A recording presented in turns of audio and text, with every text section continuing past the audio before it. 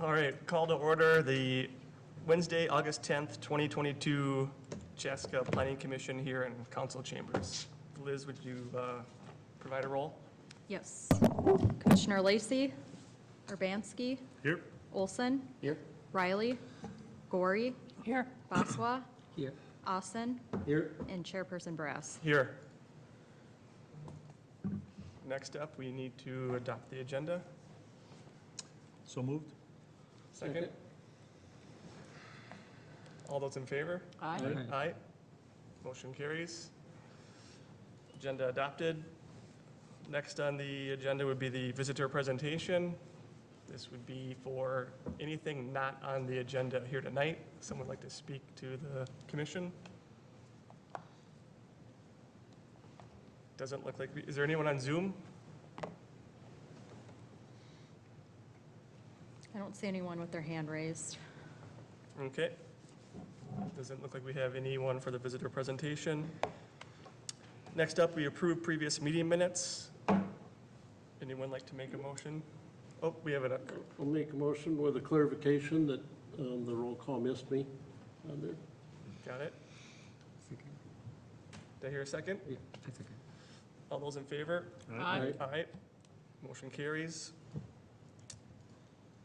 And consent items. Don't have any consent items, so that moves us right into action items. And so Liz, you can take it away, 7A.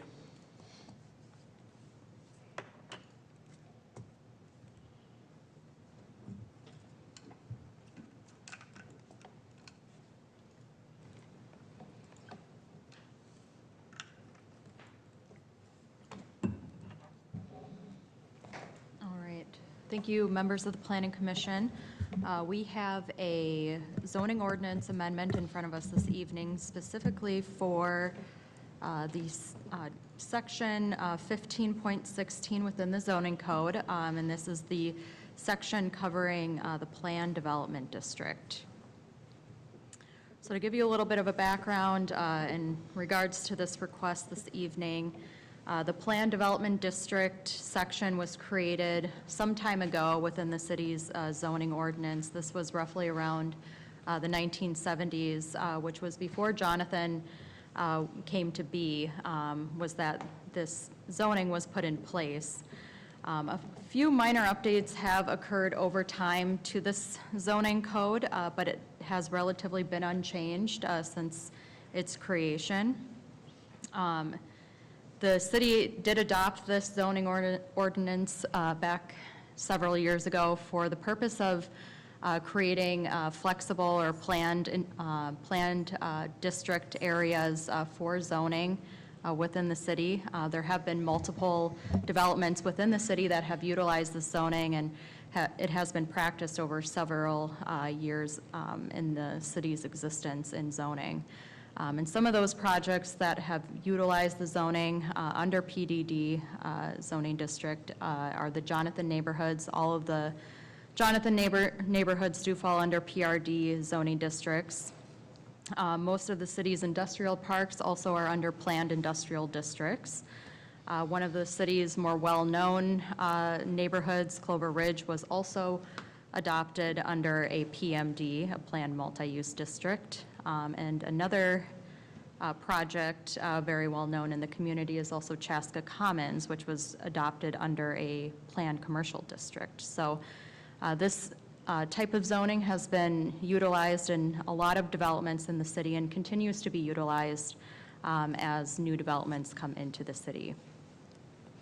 As of recent, and earlier of this year, we did review several applications that came through the planning process, specifically the apartment projects where they were being looked at for planned districts, one being within an existing district and then one that was creating a new district. And those projects were Clover Ridge Apartments and the Gallery Apartments, both within and very nearby the Clover Ridge development. During those application reviews, there were a few variance requests that were involved at the time of the site planning process. Due to the existence of the code and the certain verbiage within the code of planned development districts that had certain requirements. So there were variance applications coupled with the site planning processes for both of those projects. And at that time, as we were going through the variance requests and other requests of those projects, it was noted that we would be looking into our code and trying to avoid any future variance requests moving forward. It was evident during that time that the city zoning code, specifically for the planned development district zoning portion, contains ambiguity and lacks the flexibility that is fundamentally associated with the PDD zoning district. In July of this year, July 18th to be exact, we did hold a work session with both the Planning Commission and the City Council, which was more oriented towards public engagement, but it was also previewed at that time that we would be looking at potential zoning changes within our code, reflective after each of those apartment projects came through. It was noted that we would evaluate the zoning and look at potential changes. And the support that was received at that work session was in the direction for staff to continue to look at the zoning and see if there were changes that can be made. It was clear that the code should be updated to provide clarity and consistency with the city's historical process and be in line with the city's comprehensive plan. There is language within the planned development district zoning that is contradictory to the intent of the PDD zoning as it relates to establishing a flexible regulatory process. So the request to amend the PDD section is to provide the immediate revisions to that code to be more in line with how the city processes projects within the planned development district area. The amendment would also be an immediate action so that there is avoidance of future variances for projects that are coming through the process. With that, I mean, with this request this evening, this is an immediate change being requested this evening.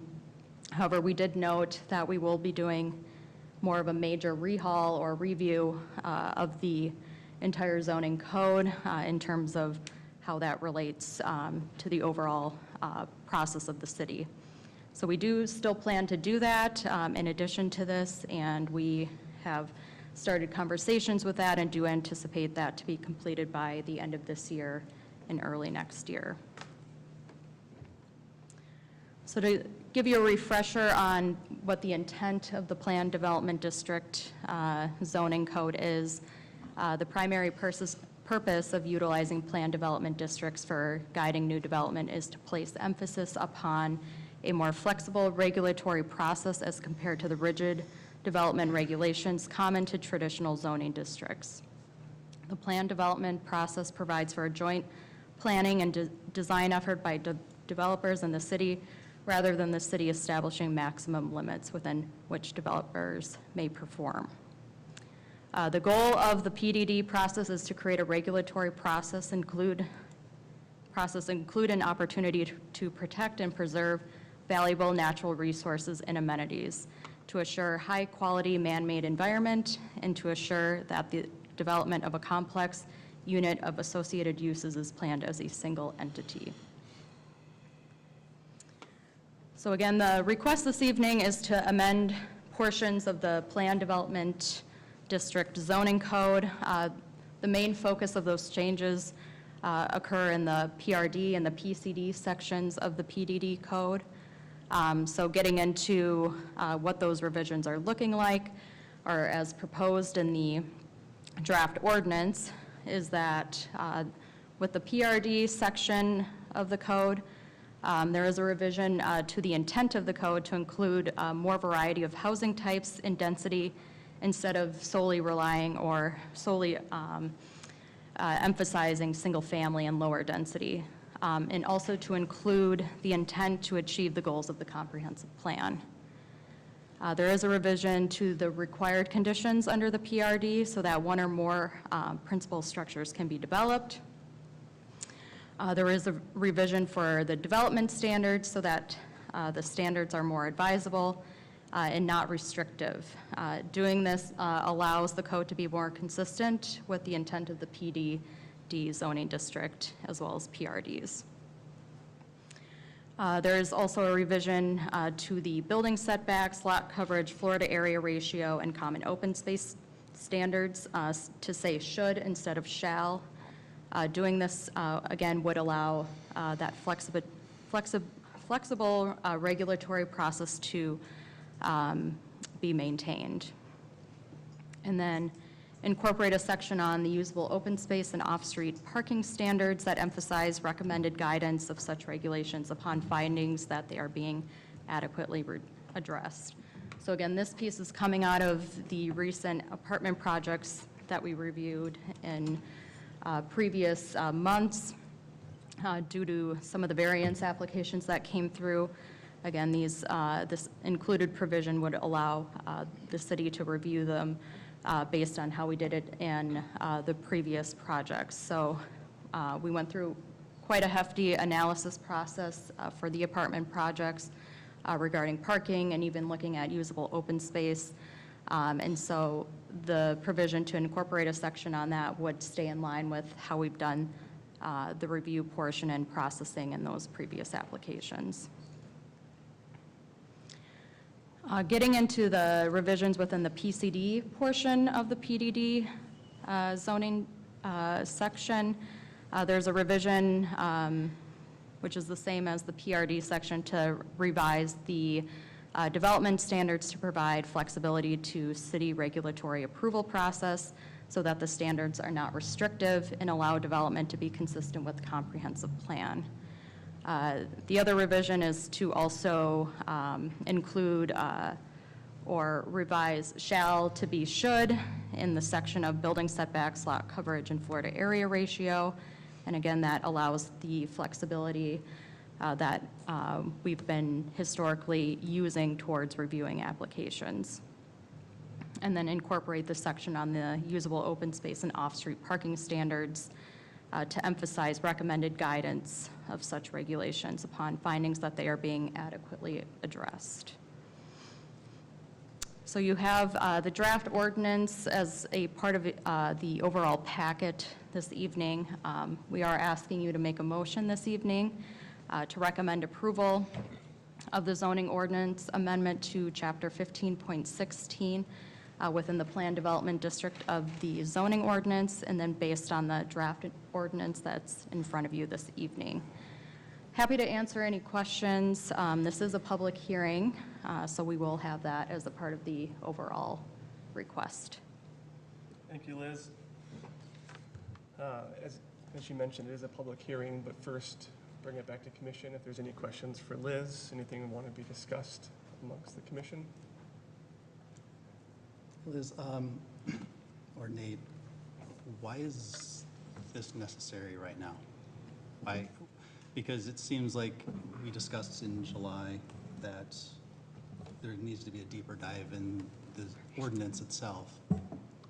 So why right now are we coming through with just basically removing shall and putting should in place of a lot of the requirements that were in place before? So why now? Yep. So Chair Brash and Commissioner Olson, the reason for it coming forward now is, as it was discussed, sort of previewed when we were going through the variance process, is that staff would be taking an immediate look at this portion of the section. That's consistent with past practice when we have been in a situation where a variance may be required, that has been a signal that, and not just that, so that the variance is maybe required in a request, and that council and planning commission are supportive of moving forward with that variance.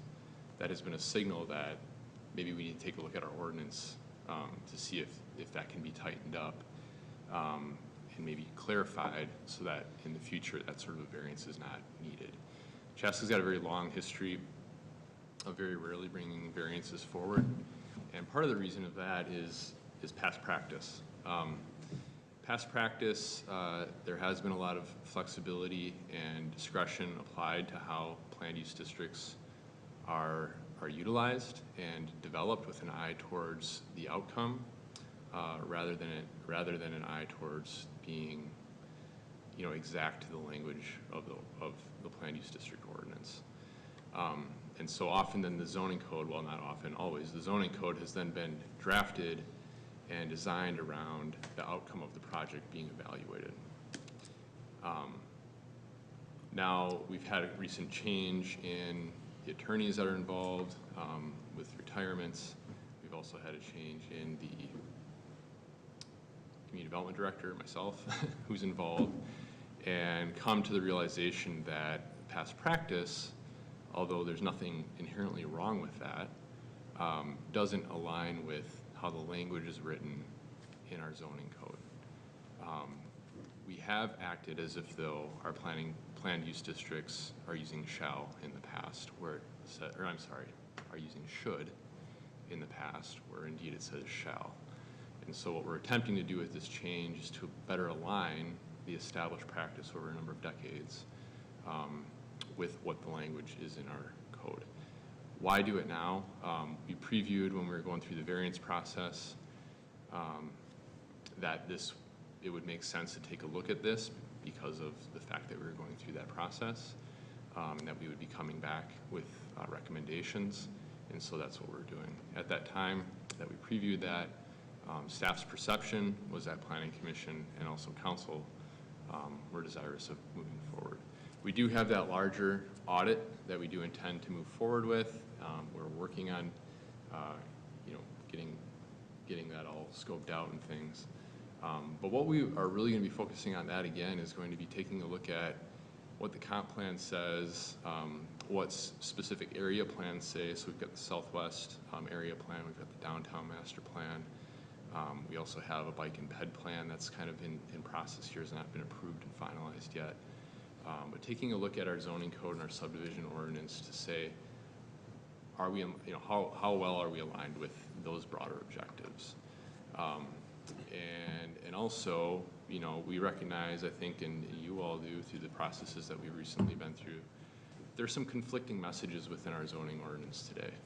And so really taking a look at how do we align our zoning code with practice, with the goals that are outlined in these plans, and make sure that we're good on that, and also take a look at those conflict points and try to figure out how can we provide a little more clarity there. That's the focus of that audit. And so our intention is not to come back and completely revamp and do a 180 or significant change from what we've been doing, as unless if Planning Commission and Council take a look at it and decide they want to do that. I don't anticipate that's the case. And so that's not necessarily how we're setting up that audit. What we really want to make sure that we're doing is that we're in line with, those practices that we've had in place and with those key guiding documents that exist. So the intent is to change the language to match the actions versus change the actions to match the words. Because the zoning ordinance has not changed, like you said, since Yep. Jonathan for the last 20 or 30 years. Yep. But now you're saying that staff has acted in a way that was differing from what the ordinance said. So now you're changing. I wouldn't say just staff. I would think say it's staff, commission, Planning too. Commission, and Council has been approving zoning Right. in a way that's really towards an eye on the outcome and applying a lot of flexibility. But And so what's- what I'm saying is that we would be aligning the language with the established practice that's been in place for decades. And it's not staff, that's Planning Commission and Council that have been acting on Well, that. it's staff presenting to these bodies, so, and that's. the That's part right, and where- then the Planning Commission making a recommendation to the council who's then approving these things. Based on information that's provided to us. So, exactly, we're just an advisory board, so based on information provided to us. What exact contradictory terms are between the comp plan and the current zoning ordinances? Well, that'll be what the audit is looking at. I'm sorry? That'll be what the audit is trying to look I at. thought that's and what this advise on. was taking care of. You're saying that the reason why we're doing this is because there's contradictory statements between the two.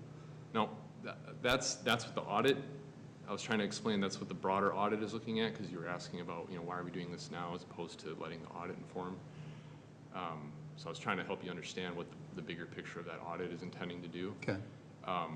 What I'm trying to say here is the change that we're recommending this evening is really about putting the flexibility into the plan district that has been applied through practice over a number of decades at this point. So aligning with that established practice, because I haven't heard any direction from council or planning commission that we're looking to not do the practice.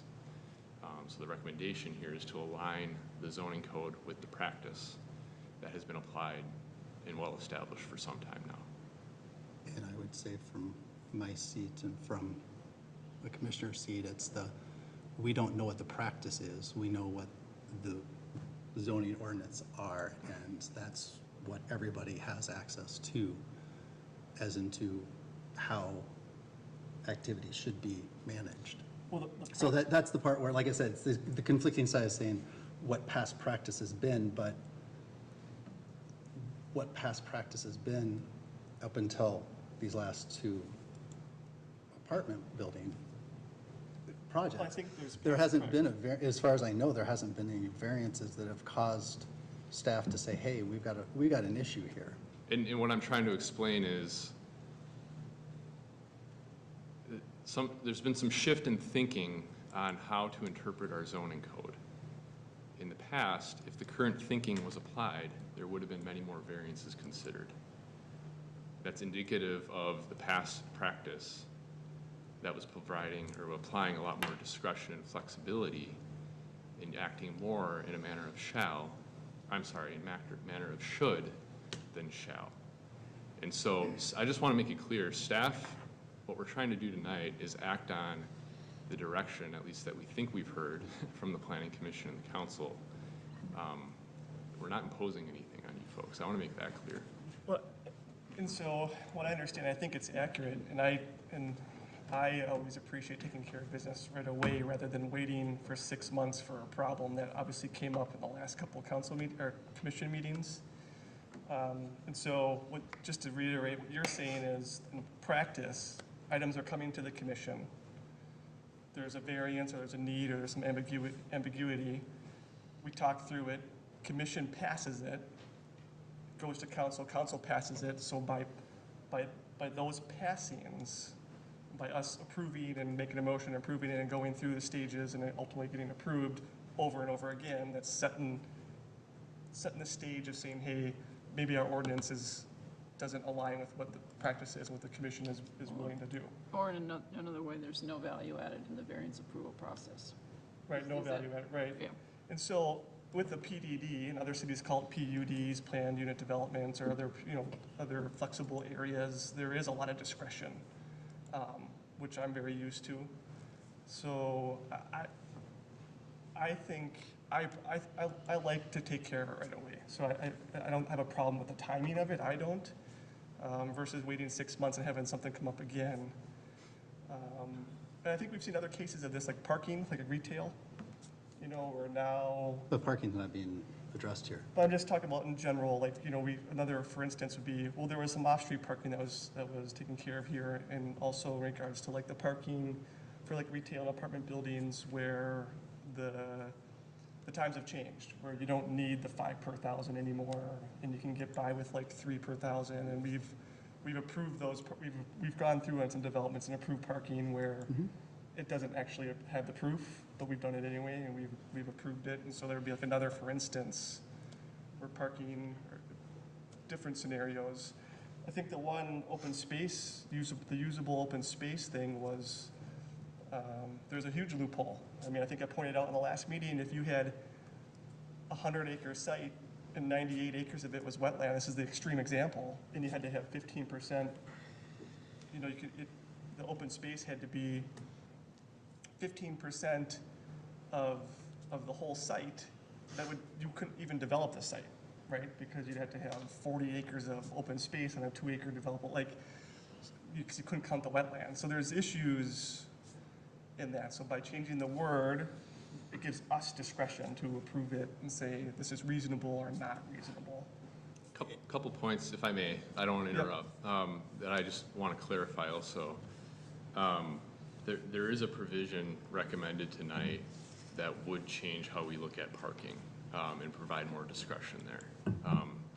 So we're saying that the requirements of the section 15.28.030 subsection F1 shall be recommended guidance in PRD districts, and strict compliance shall not be required upon a finding that an adequate number of parking spaces will be provided. Yeah, I So agree with there that. is flexibility that gets on the parking side. I do think that's something that we'll continue to visit through the audit process, but for now, it gives us some ability to have some flexibility as we're reviewing projects that are coming through between now and whenever that concludes. I also want to point out that we're not making any recommendations to remove any of the metrics that exist in the plan district section of the code today. So, things like FAR, amount of space, dedicated space for open space, setbacks, those things all continue to be there. They end up being advisory, and the intention with that then is if a developer is coming through with a project and they intend to divert from those targets, I'll call them, there needs to be good rationale for that. And so through that process of staff's review and working with the developer, the way that we will approach that in practice is to say, we'll pick on setbacks. We can talk about how setback target for, that's defined in the code as advisory is, 30 feet. This project is proposing to do 10 feet instead, and here's the reason why. And then staff can either talk about whether we recommend that or not, and then you all can review that and determine whether you think that's a reasonable diversion from that recommended target or not. Make that recommendation, and council gets to do the same, calculus on that as well. So we're not removing the ability to look at, these targets that have been longstanding. What we're really talking about is how we evaluate them, which I also would argue how we are then evaluating them is not really different from how we've done it in the past. We're putting the wording to align with that practice that we've been doing for a long Kind time. of goes both ways, because it could actually give, I don't want, power is not the right word, I suppose, but it gives us more discretion on developments. So, previously, if it was a hard number, if they make it or they don't, they get approved or they don't according to the ordinance. If with the change, a little more discretion on our behalf, we could decide that we don't approve it or not, or do approve it. So it actually shifts more to the commission, I would think. My interpretation as staff also is that what we're proposing tonight puts a little more onus on the developer to justify why they're suggesting something other than what's recommended. Can you elaborate on that one? Because I see it as just the opposite, meaning that now that there's no requirement that they have to justify why it is. Now it's more of a soft, and then it's the wink, wink, nudge, nudge, and it can go through. So I guess that's the part where, please elaborate when you say that it holds them more accountable. So when I say that, I guess what I mean is the way I envision applying this would be, look, if you're looking developer to diverge from the targets, I keep calling them targets, that's just my term for it, but these metrics that are in the code, there better be a good reason, there better be a justification for that. And we're going to be talking about that in front of the Planning Commission, in front of the City Council. And that's, in my opinion, a very transparent way to go about it. Yeah, because the metrics are still there. They're there, So they that's need the to be metric talked we want. about. That's the metric we want to hit. They're still there. But it would change the word so that there can be discretion. So we don't have to go through hours of discussion over a variance because of 5 feet or something. Yep.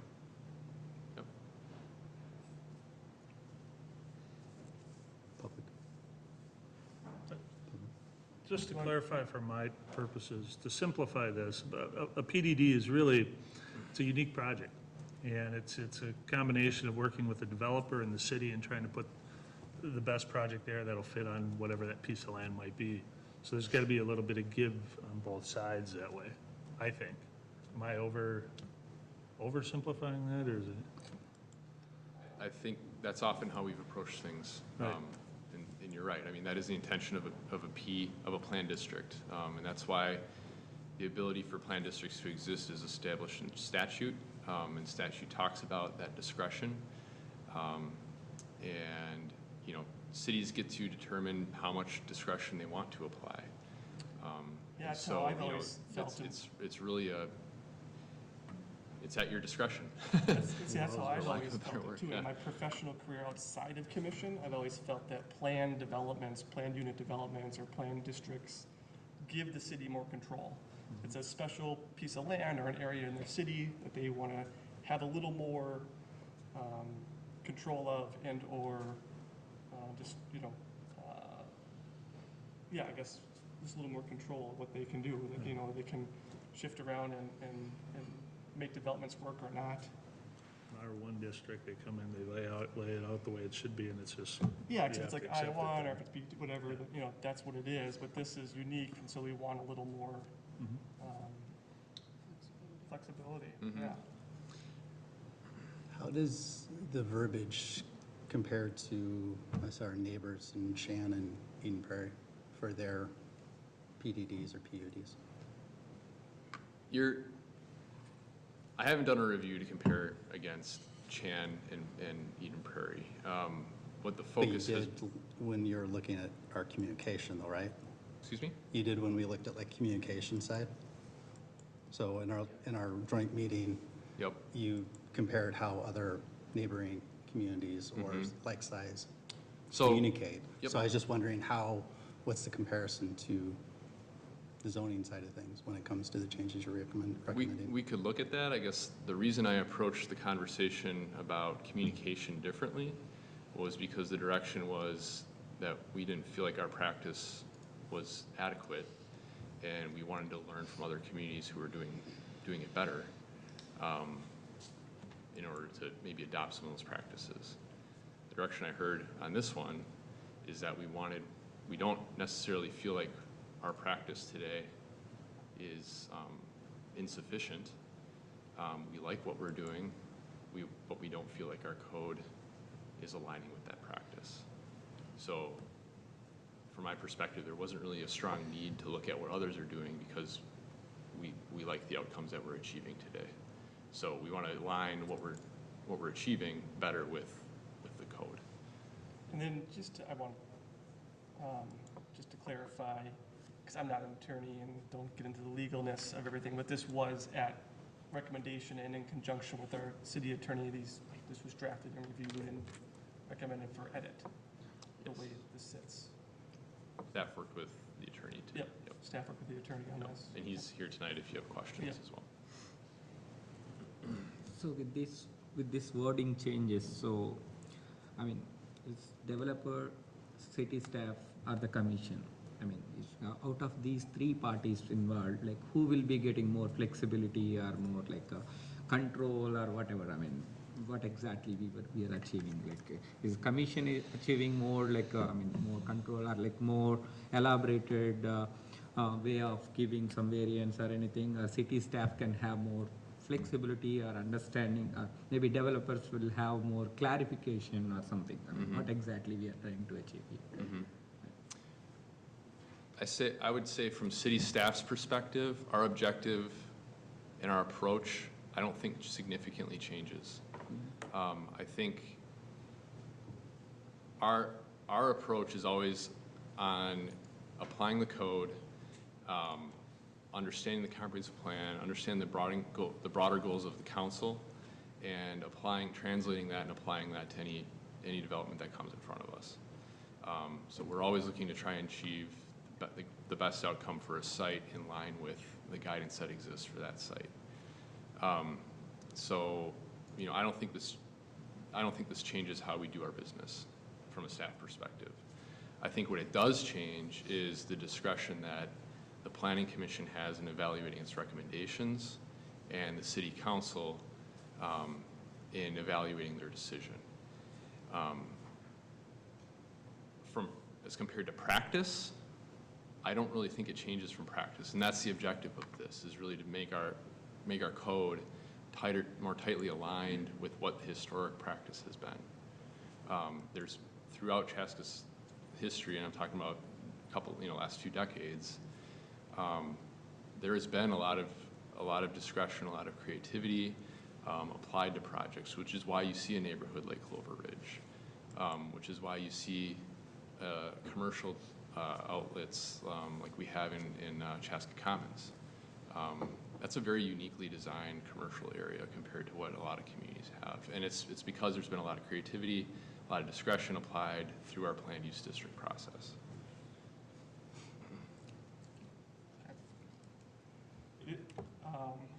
Any more commission discussion? So this public hearing?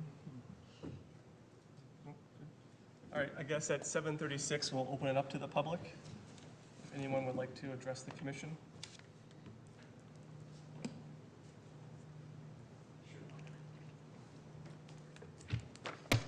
All right, good evening, everyone. My name is Wade Sorensen. You might know that. I live at 1456 Sophia Drive in Chaska. First, I want to start out with Commissioner Olson, your question. Why is this being discussed now? I mean, everybody's dancing around the issue, right? This is being addressed now because the next item on the agenda, right? The property by Coles. That's why this is being discussed now versus being discussed with the rest of the comprehensive changes that are going to be discussed later this year, apparently, right? So let's be honest about that, that this is being brought forth now in a rushed status because of the Coles project that's coming up next. That project, I think, has about 4 or 5 items that this resolves. So let's be honest about that. And, talking about the gallery apartment, the issue that caused all these variances to be required has to do with how do you define the site. That was a 5.7 acre site that the city called 24 acres, right? They were playing tricks with the numbers. And that led to the issue with open space, when the real issue was floor area. But I don't want to get into that necessarily, but realize the issue that you need to address is how do you define the site? That's the real issue. And your challenges are going to continue until that gets resolved. Now, the city admits that, as they've uncovered recently, the PDD code contains some ambiguities. I completely agree with that. I've looked into this code way more than any resident should the last few months. Now, the problem is these changes do nothing to help with ambiguity. They don't make this less ambiguous. They add more confusion. If it's not ambiguous, it means you have clear, concise demarcation lines, right? This is saying, no, it's a recommendation that you do this, but maybe it's 0.5, maybe it's 0.6.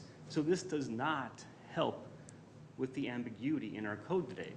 This actually makes it worse. The other thing to say is it lacks the basic flexibility. Okay, if you look through the code, and I hope you have, nowhere does it say that it's supposed to be a flexible regulatory process. That terminology is not in this language. I mean, the presentation that we just looked at talked about a flexible regulatory process. That's not the language.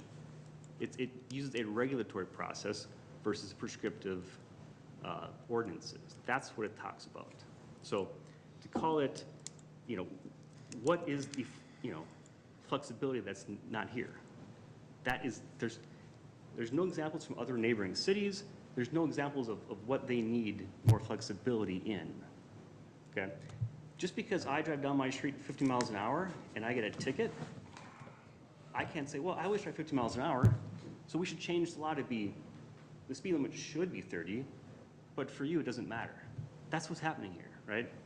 They're saying it should be versus it is. There's no rational reason to make these changes. Last point here. Again, what does this benefit? What is the role that you guys are here for? You're here representing the residents of the city of Chaska. Your oversight ability to the city is greatly, greatly diminished by these changes. You do not gain any power here, right? The flexibility is being given to the developers. the power to enforce it is going away from you guys and variances, it's going to the city staff. They're the ones who are now enforcing, they're the ones saying up or down, yes, yay or nay on projects. It's not you guys. Okay, so you gotta, realize it's not a benefit for you guys. It is a benefit for the city. They get the flexibility, not you guys. Your ability to control and oversight, or whatever, provide oversight, is greatly diminished here. And ultimately, the residents of Chaska, who you represent, again, we lose protections. This diminishes our protections by enabling these changes. So I strongly encourage you guys, do not vote for these changes. Thank you. Thank you. Is there anyone else that'd like to address the commission? Anyone on Zoom? Don't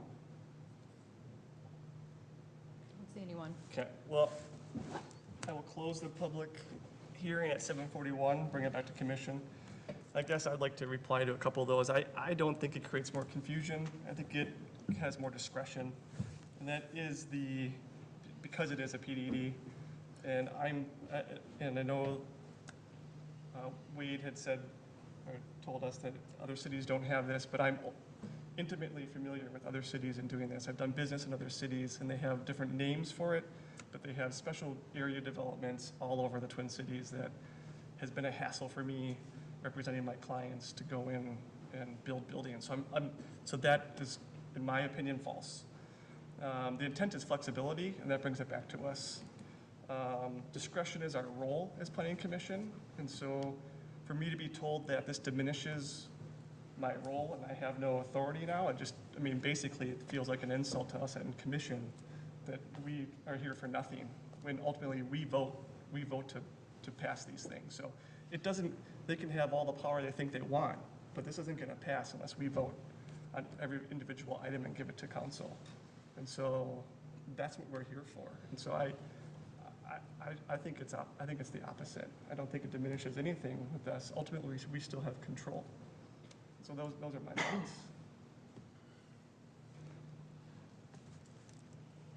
Commissioner Brass, you It mentioned basically said that we something have no about. value. Like he told me right now that I have no value up here, which if that's the case, I guess I don't understand why I'm here. You mentioned that in your professional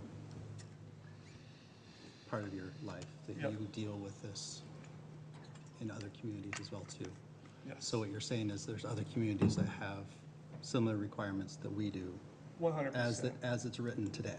Well, I can't. Or if Similar, similar, I'm an not the attorney. open, flexible side of things, meaning open the door wide open, do what you want to do. I'm not going to compare legal language, but I can tell you, like in Plymouth and Burnsville, I have personal experience at Rogers with these planned unit developments, or they call them something Sure. different.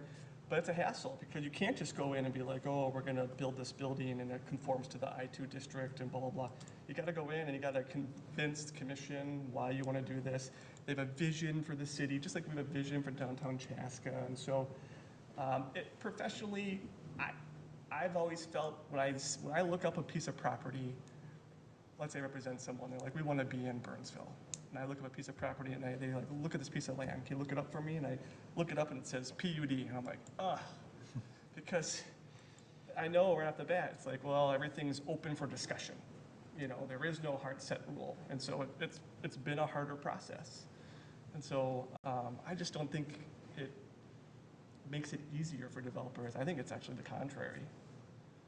But if they have a good, rational reason for it to exceed the shalls. Yes, We'll just go the shalls.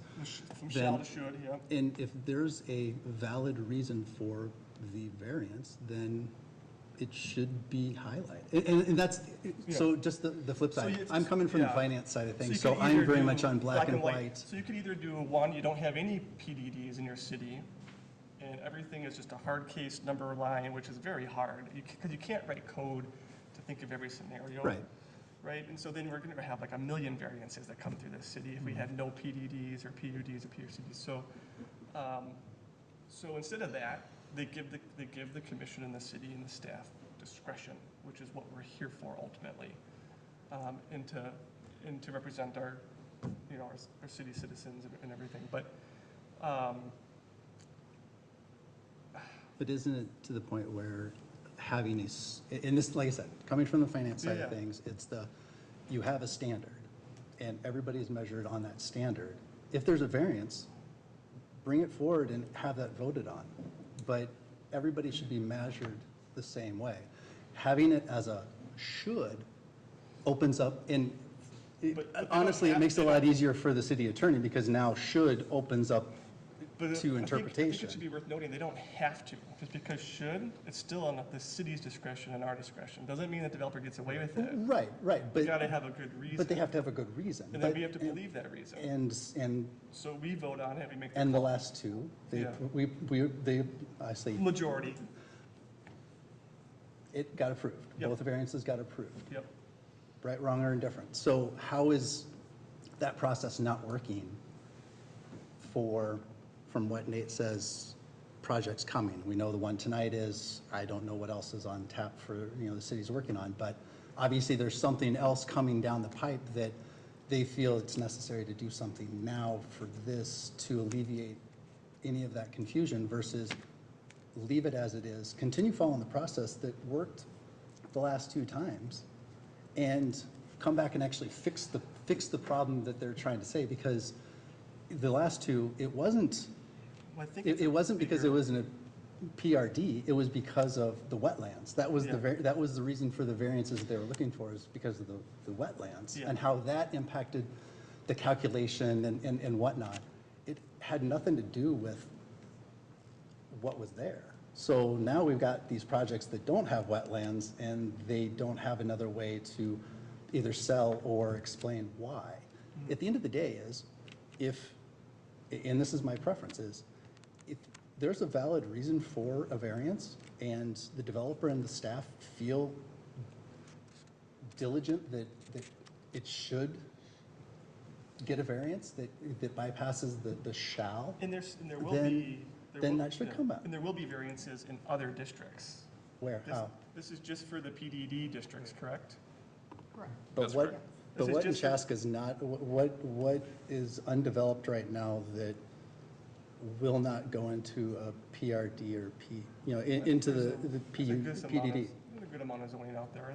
Right, which now, I, in, the O, different. in the, districts. in what I'm saying is, we're making a rash decision now to change just minor wording that is going to open up more concerns as as Chaska continues to grow, versus addressing the core issues of what we actually saw as differences between the comprehensive plan and the zoning ordinance, which, to be honest, I don't know what's conflicting. There's some restricting, meaning it's refining down to what you can actually do on that parcel, but I don't think that there's any, and staff, hopefully you can elaborate, if there's direct conflict between what the comprehensive plan says versus what the zoning ordinance will allow. I.e., is there something in the comp plan that says it should do this, but because of the zoning ordinance, they can't do any of that? Well, that's a different matter. Well, no, Yeah. because they say it's restrictive. It's like, well, restrictive, yeah, that's the whole point of zoning ordinance, is to be able to say what you can do within a parcel of land, right? Well, I think the whole intent comes back to the PDD areas are in nature discretionary on city staff. That's the, when the comp plan, when you put the area out there, this is a PDD area, it's meant to be discretionary. So either you have to go back and change the whole comp plan and make it specific areas and have, or it is still discretionary, and through the discretionary process and other city processes, it's come to the attention, so take care of it now versus 6 months. Who knows what comes up 3 months from now or 4 months, or what if their code review takes 9 months? And it's not till the middle of '23, and we have these issues again, and someone else, I'm for taking care of it. But we have a process to be able to handle it. And that's We're the- doing it right now. Well, no, the variance process, meaning it's like That's- if there's something comes through. But then we have That's what 2-hour we're saying. discussions again. Yeah, that there's no value added in this particular category of having variances. That's what it boils down Right, to. 'cause me. it's There's discretionary no value anyway. added. I mean, at least the numbers That are not sounds similar. changing, yeah, at least the numbers are not changing. Still, the staff is going to present like what is the difference and what exactly the code was expecting, like, I mean, FAR, whatever the requirements. Still, probably, I mean, from my point of view, let's say there is something developer really don't want it to come in front of the planning commission or anything because of some wording which they might not want. They think like that adds a value to our community, but they can't come because they might think like, okay, we'll be having multiple discussion, all those things. But now, still the numbers will be same and they can come and represent in front of commission. Again, the commission will have the opportunity to look into that. And with our discretion, we can say whether that is good for the community or, oh no, we can't do that. I mean, still we have the flexibility to just give the variance. I mean, it's not like one project might need some variance, other might need another variance, right? But that is how I look at it. If we change the numbers along with the, FAR code from 35 to like 20, 25, something like that, definitely I would have some concerns, but like, yeah, just changing the wording still gives the discretion or just gives that ability to, if I really feel like, okay, no, this variance is not going to be helping the community, definitely I would vote no. That's what I feel. Thank you. I think this just allows us to have more common sense too when we're looking at different projects out there versus having to fall, right, exactly on some of these unique properties and unique developments where they don't fall into your typical design or concept. This allows us a little bit of leeway and allows us to have a discussion early on with the developer versus going back and say, well, we'll get to that when we get a variance on it, which costs more money because they have to hire attorneys, we have to go to our attorney, and it makes it easier. And I think we still get good projects overall that way, And with a lot more communication on the front It's side. still our say. yes, Yeah. the city will, staff will still make recommendations to us. We will still vote on them and they will still go to city council. That process is not going to change with this. Is that correct? Correct. Thank you. Thank you. Well, I'll just be open and honest with this one, which is, like I said, being directly affected by those last two properties and how the process worked and how the city presented it to both commission and city council led for some distaste. And part of it was the practice not following the words that were on the zoning. And even though the words of the zoning were brought up to both this body as well as the city council, staff had still continued their practice. And this is the part where making it clear that we're changing the words to match the practice and not changing the practice to match the words. And to me, that's a disservice for us from a commission to be able to say, yeah, that's okay. And like I said, I'm coming from the finance side of things, so I'm coming from black and white. Literally, this is how it needs to be, and this is how you manage and monitor and provide recommendations and variances. We have a process for that. But staff is choosing to go with the path of least resistance, and now we get to deal with developers on large projects that have no boundaries. They just have shoulds. And to me, we're making a decision today for something that's going to last for decades because it hasn't changed for decades preceding us. So now we're making significant changes to it because of two projects that came through.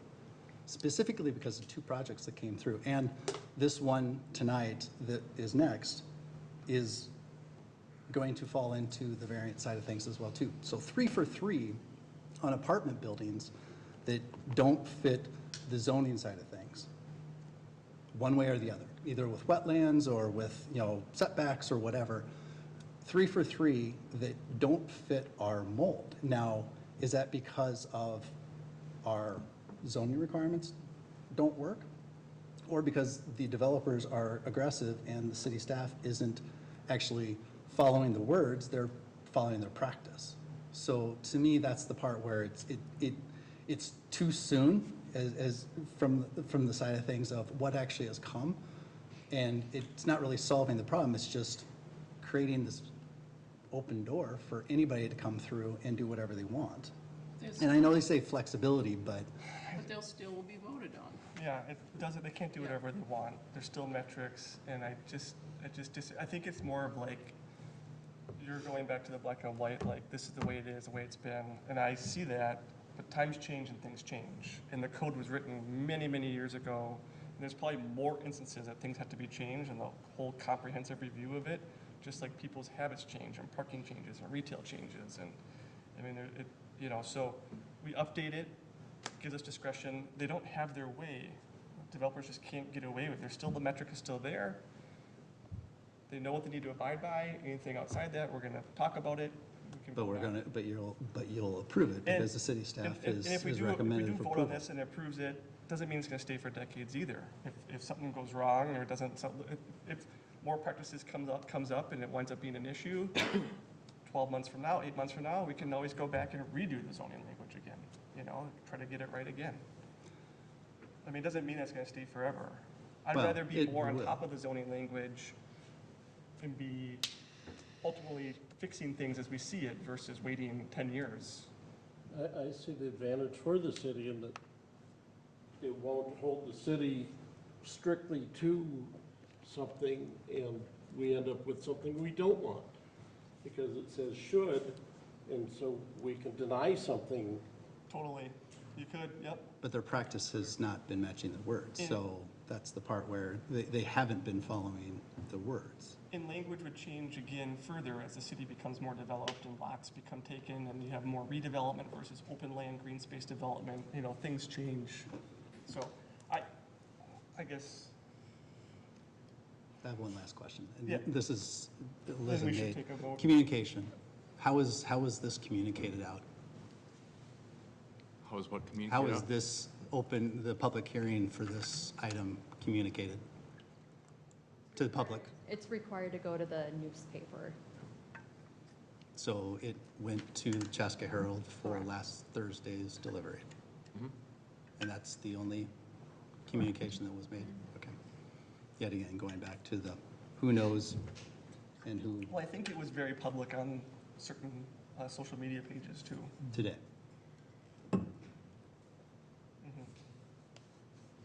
I don't know when it was posted, but Today. okay. All right.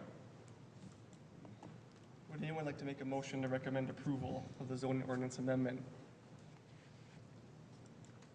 I motion to recommend approval of zoning ordinance amendment that would modify section 15.16 of zoning ordinance to read as the attached draft ordinance. Do I have a second? I'll second. All those in favor? Aye. Aye. Opposed? Nay?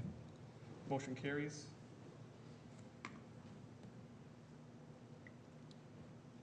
Would you like me to say who first and seconds and who opposes, or you got it?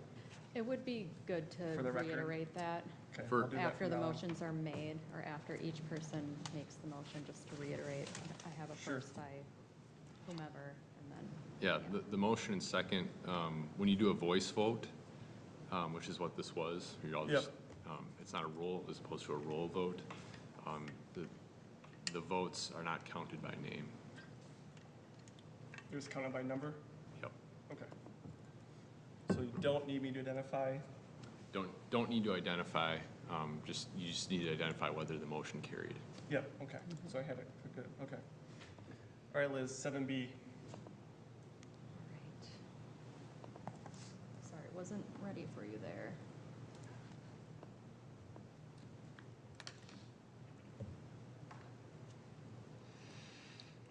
And then I think it's also, before we jump into that, fair to point out to the crowd and we and other people, again, it goes to city council, where ultimately they will be the ones that adopt this or not. So there'll be another time. Right. And just to iterate the council date on that one, it is Monday, August 15th, so the following Monday from today. And is Okay. that a public hearing or is that just a, It's just a regular item, or regular action item, no public hearing at the council level.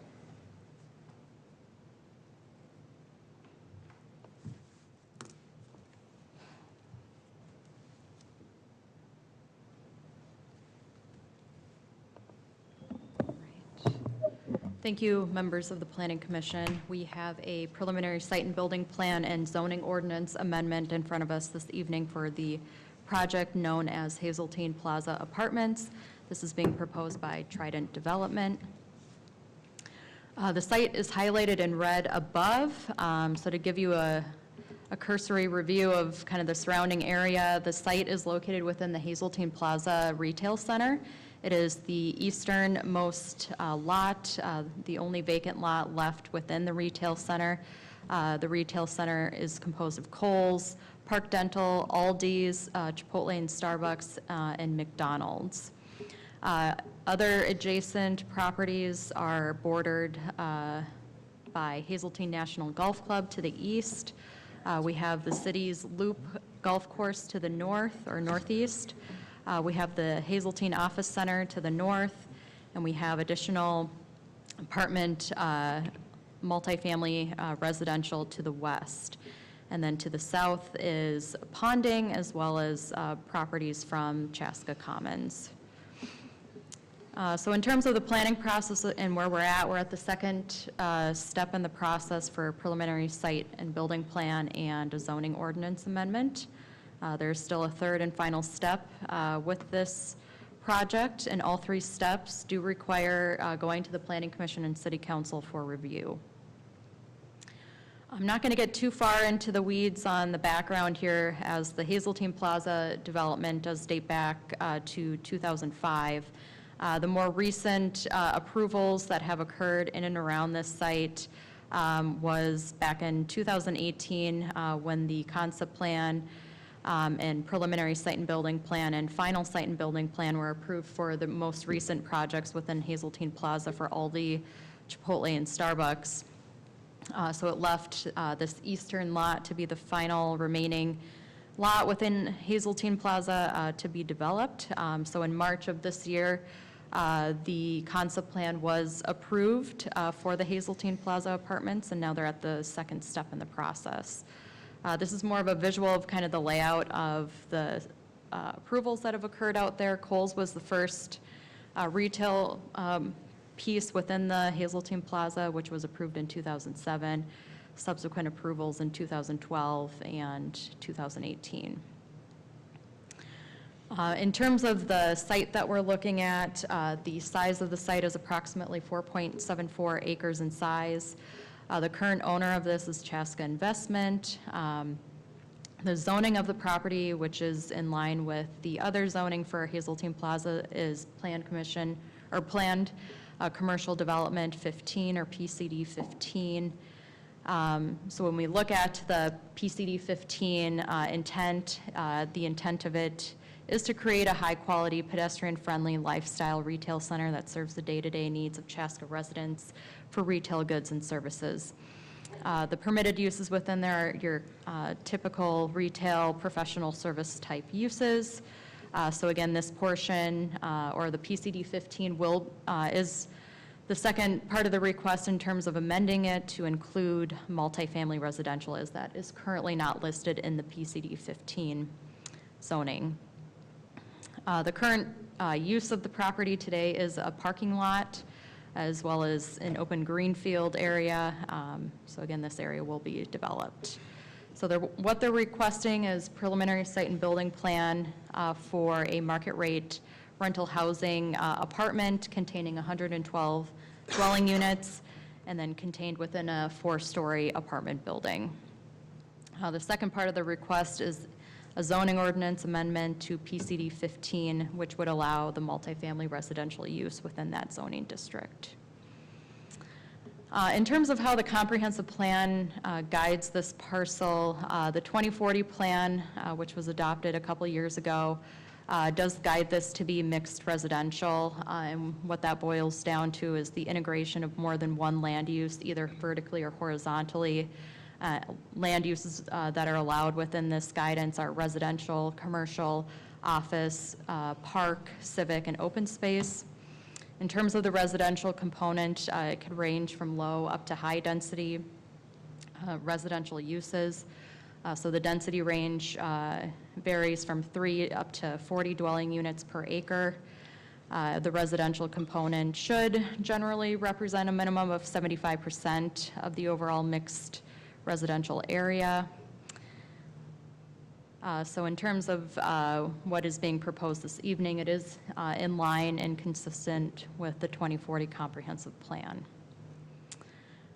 Getting into the development standards, and again, we touched a little bit on this within the last item that was being reviewed. So adherence with the development standards as well as density that comes from the PRD zoning district portion of the code is as follows. So the density component, again, reverts back to the comprehensive plan under that portion of the code, which, as we noted before, is 3 to 40 dwelling units per acre per the 2040 plan. This project lands at 23.6 units an acre based on the unit count and the size of the site. Getting into the building setbacks that are laid out within the PRD development standards, they do state that building setbacks from all property lines which form the perimeter of the total property in the PRD or from all exterior dedicated right-of-way lines should be at least 30 feet or the height of the building, whichever is greater. So the proposed building height is 43 feet high. The nearest setback to the property line, which forms the perimeter of the total property, is 20 feet, and that's on the western portion of the site. In terms of how staff has looked at this and in terms of what's already put in place out there, the PCD 15 zoning district has established setbacks within it, which were approved back in 2007 when it was first created. The project does meet the setbacks that were laid out for the PCD 15 zoning district. They are showing a 25-foot setback from the northern lot line. They're meeting the Hunter Mark Road centerline setback and the 30-foot setback from the southern lot line. And then there are no interior lot line setbacks defined in the PCD 15 code. As it relates to the advisory PRD setbacks, again, they're showing 20 feet on their western property line and 25 feet from the northern property line. So those are the areas that do not meet the PRD setbacks. Again, when we look at the comprehensive plan guidance for this property, it does guide it to be mixed residential, so the use is in line with that. It also talks about the integration of more than one land use within the mixed residential guidance. So the introduction of a multifamily use within the retail center area does achieve the goal of the comprehensive plan in providing an additional and complementary use to the retail center. Looking at the intent of the PCD 15 code, again, they talk about high quality development, creating pedestrian friendly and a lifestyle type center for this district. So the setbacks that were defined within the PCD 15 zoning district are under the intention and reinforcement of the intention of this code, which is again to provide a pedestrian-friendly lifestyle type area. So being able to set up the setbacks does kind of set the tone of how the buildings are to be oriented within that zoning district, which there was an emphasis on locating them closer together as much as possible and near to pedestrian connections in and around the site. So again, the apartment project, which we'll see in subsequent exhibits, does maintain and meet the setbacks that are defined in the PCD 15 district, and essentially would be consistent with the establishment of the PCD 15 district. So in reference to that, the PCD 15 setbacks are more appropriate to keep the consistency of the intent of the code out there and how the other buildings have been oriented. Lot coverage, the total ground area occupied by multifamily buildings is in a PRD is recommended to not exceed 20% of the total site area. And in this case, they are proposing 18%, so they fall below that metric. Regarding Florida area ratio, the Florida area ratio recommendation is 0.5 within the PRD district, but may be increased if it's consistent with the comprehensive plan. So the proposed is 0.69, so that's over the 0.5 recommendation. Again, reverting back to the establishment of the PCD district, PCD 15 to be exact, it does not define Florida area ratio requirements within the code.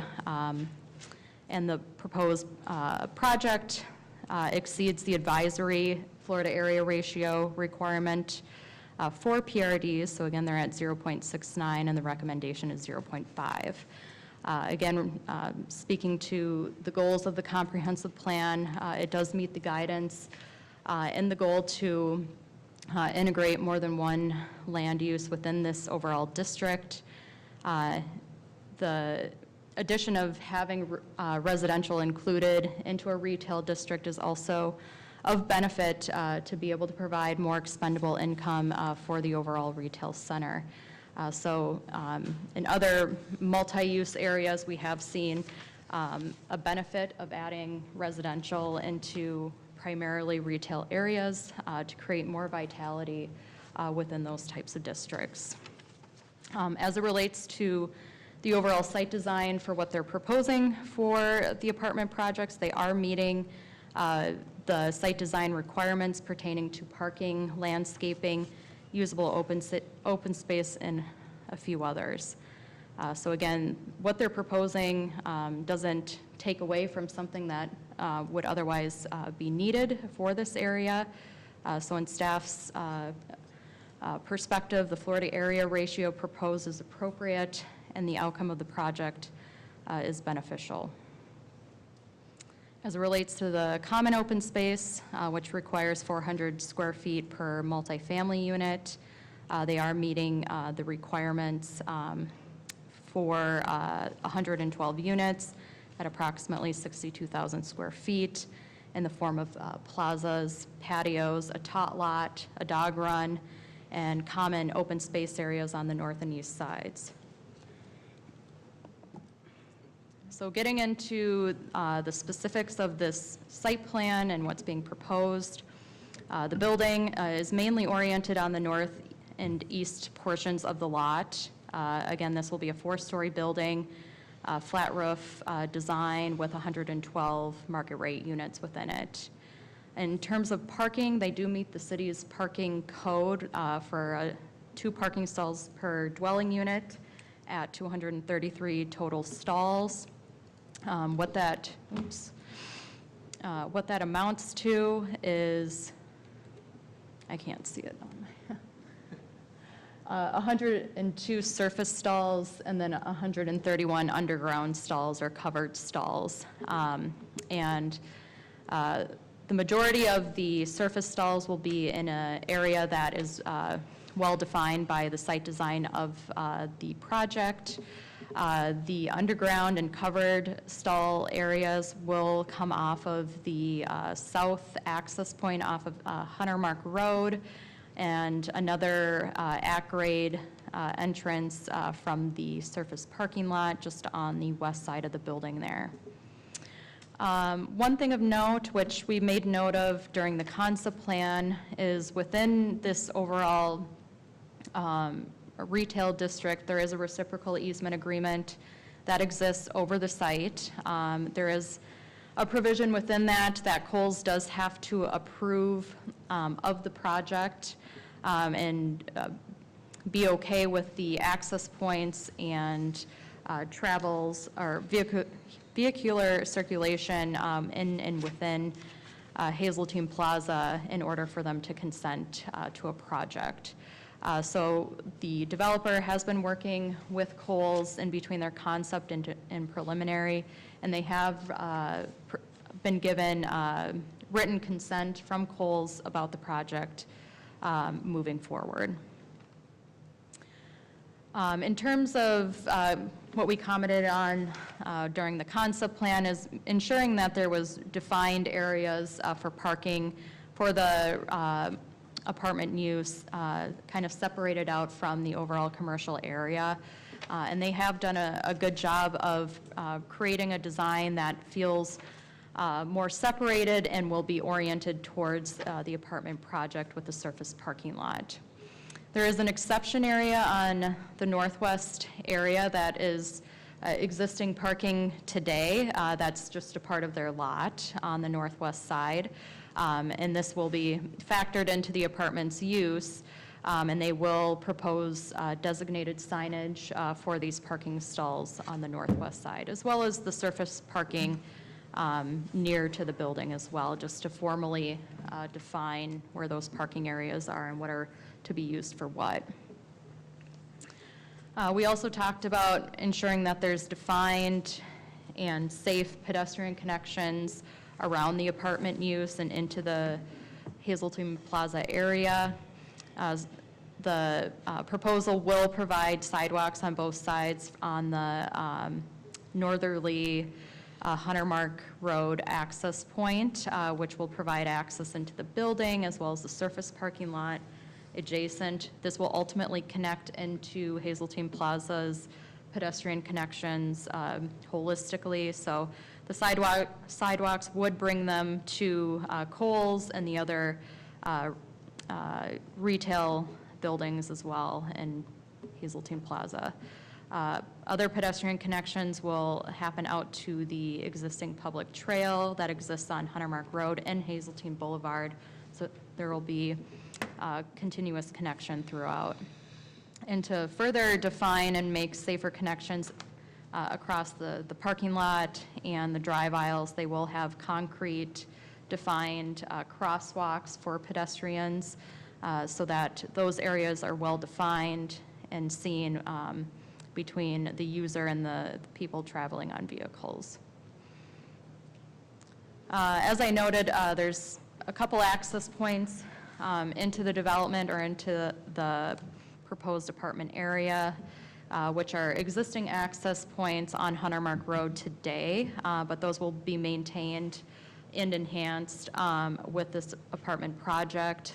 So the northern access point would be kind of that main access point into the surface parking area, as well as the main entrance of the apartment building. The south access point will be a truck access area for Kohl's, so that will be maintained, and then the underground parking area would be able to utilize that as well.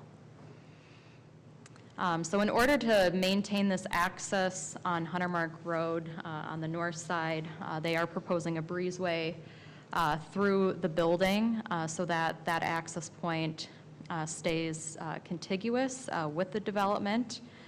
They did show that as an option during their concept plan, so they are implementing that as a part of their site plan. And again, Kohl's has been able to see this updated plan and have no issues with the proposal of access and getting people out to Hunter Mark Road. There were concerns about the construction of the breezeway and adjacent potential residential units above and beside this breezeway in terms of what's being heard. The developer has indicated that the construction of this breezeway would implement sound transmission control over these areas so that the noise is mitigated properly. They've also designed their building so that the first floor of this building, which has kind of more of that direct adjacency to the breezeway, would only be common space and parking. So the area on ground level to the south of the building here will all be parking. The area to the north will be common space and lobby space for anyone to use, so it won't be residential units on the first floor there. The exception area would be as soon as you get to the second floor, residential units will be located above this breezeway. But again, with the construction measures that they plan to implement there, it is doing so in a way to help mitigate the noise. So again, Kohl's will still be able to access their truck loading dock on the the east side of their building from Hunter Mark Road. They have done some truck turning analyses to show that this area can work and trucks can still access this area with no problem turning in and out of there.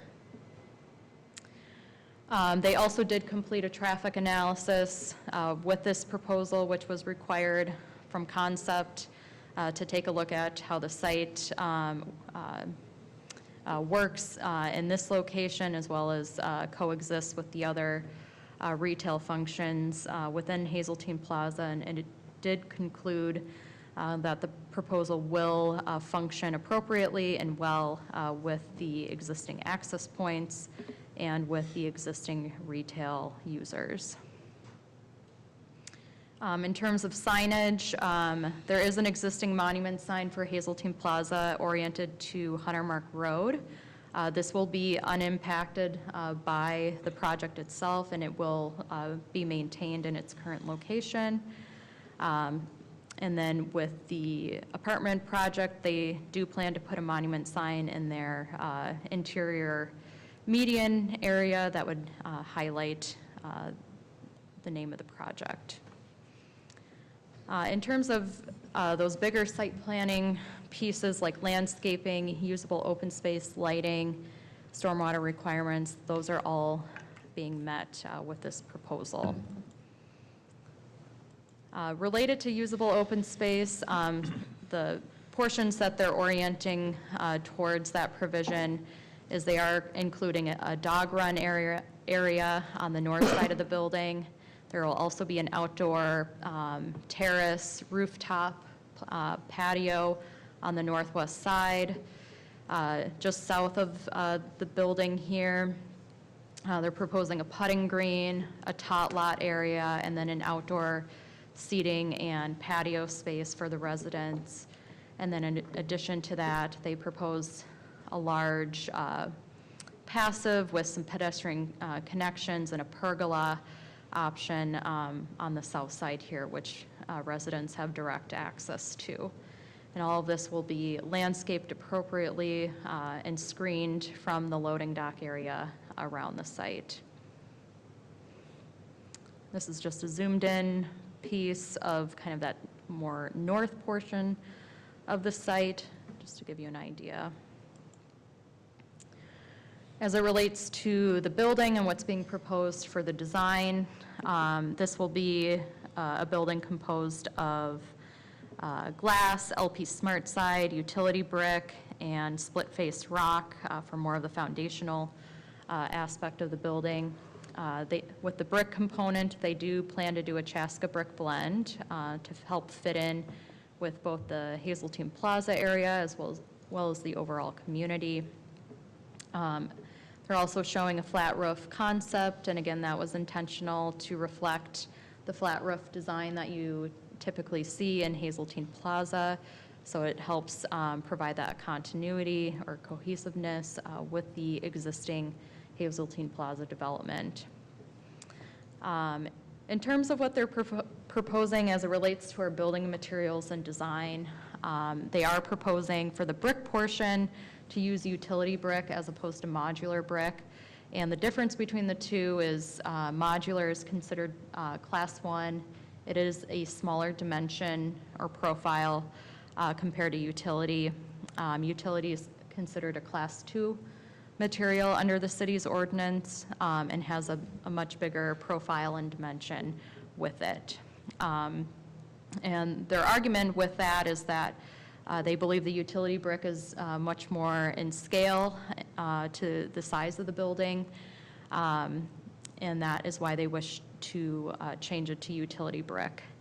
From a staff perspective, in terms of continuity and fairness and how we've applied it in past apartment projects, is modular face brick is a class 1 material, and that's how it's been applied in other apartment projects. So saying that utility brick would be considered a class 1 material would be inconsistent with what we've done in other apartment projects and how we've applied it in other apartment projects. So staff's perspective would be to stay consistent with the building design and materials ordinance in terms of what is considered Class 1 and Class 2.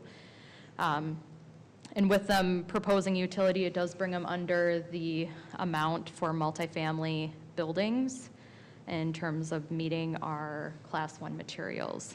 So if it were to be changed to modular, they would meet it above and beyond. Otherwise, if they stay below the utility brick, they would have to come up with another Class 1 material to add to the building or to change it. A couple renderings of the building. The upper image is looking from the intersection of Hunter Mark and Hazeltine Boulevard. The bottom is looking from Hunter Mark Road, looking west, more so from the Hazeltine Golf Course side. The top image is the northwest portion of the building where they're proposing that rooftop terrace as well as the dog run area. And then more of a ground level view of that same area to the bottom of the screen here. The other images, the top is showing the front entrance of the building and the amenity areas around that. And then the bottom image is also shown from Hunter Mark Road as you're looking at the breezeway component of the building.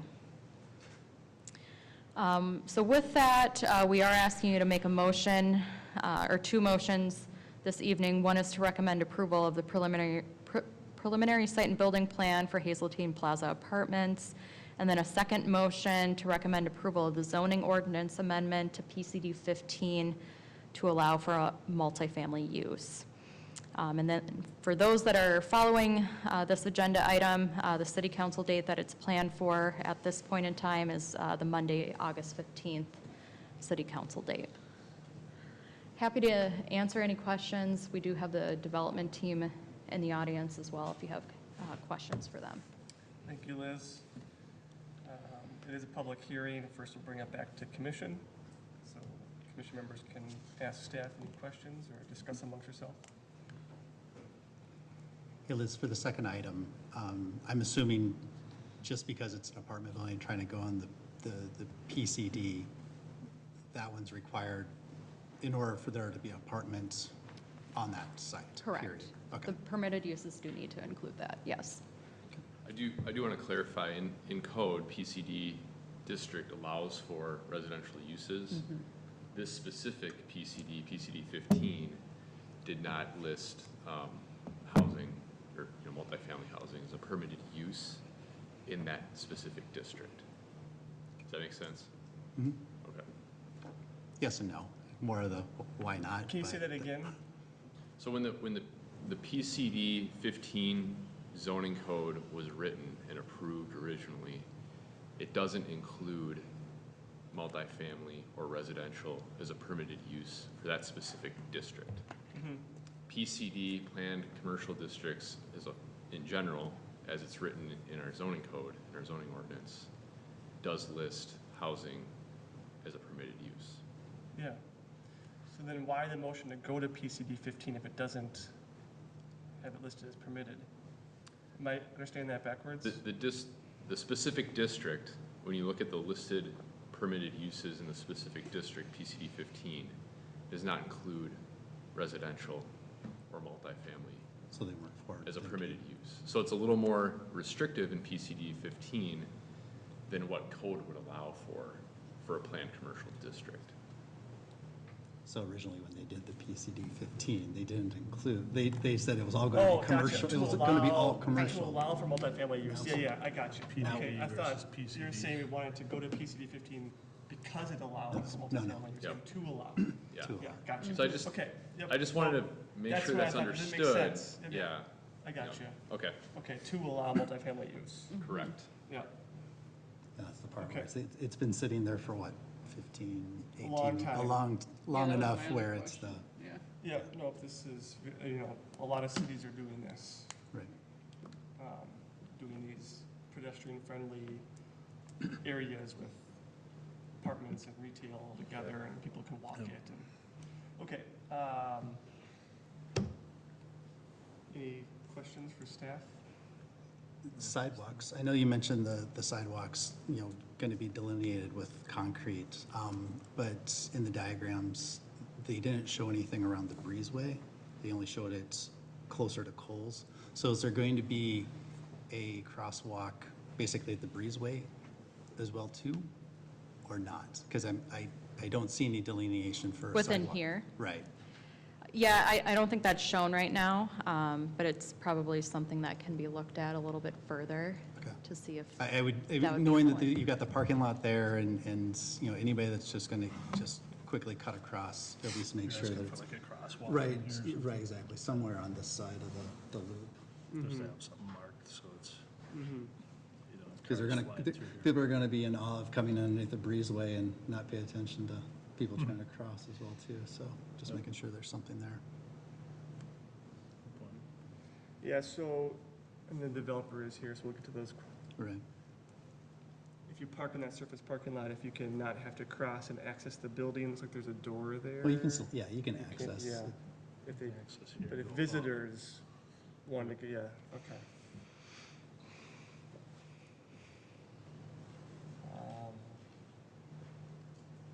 I saw some rebranding with Kohl's and Sephora on the side, obviously, so to get approval, developer worked out the approval in exchange for, you gotta do this for me kind of thing.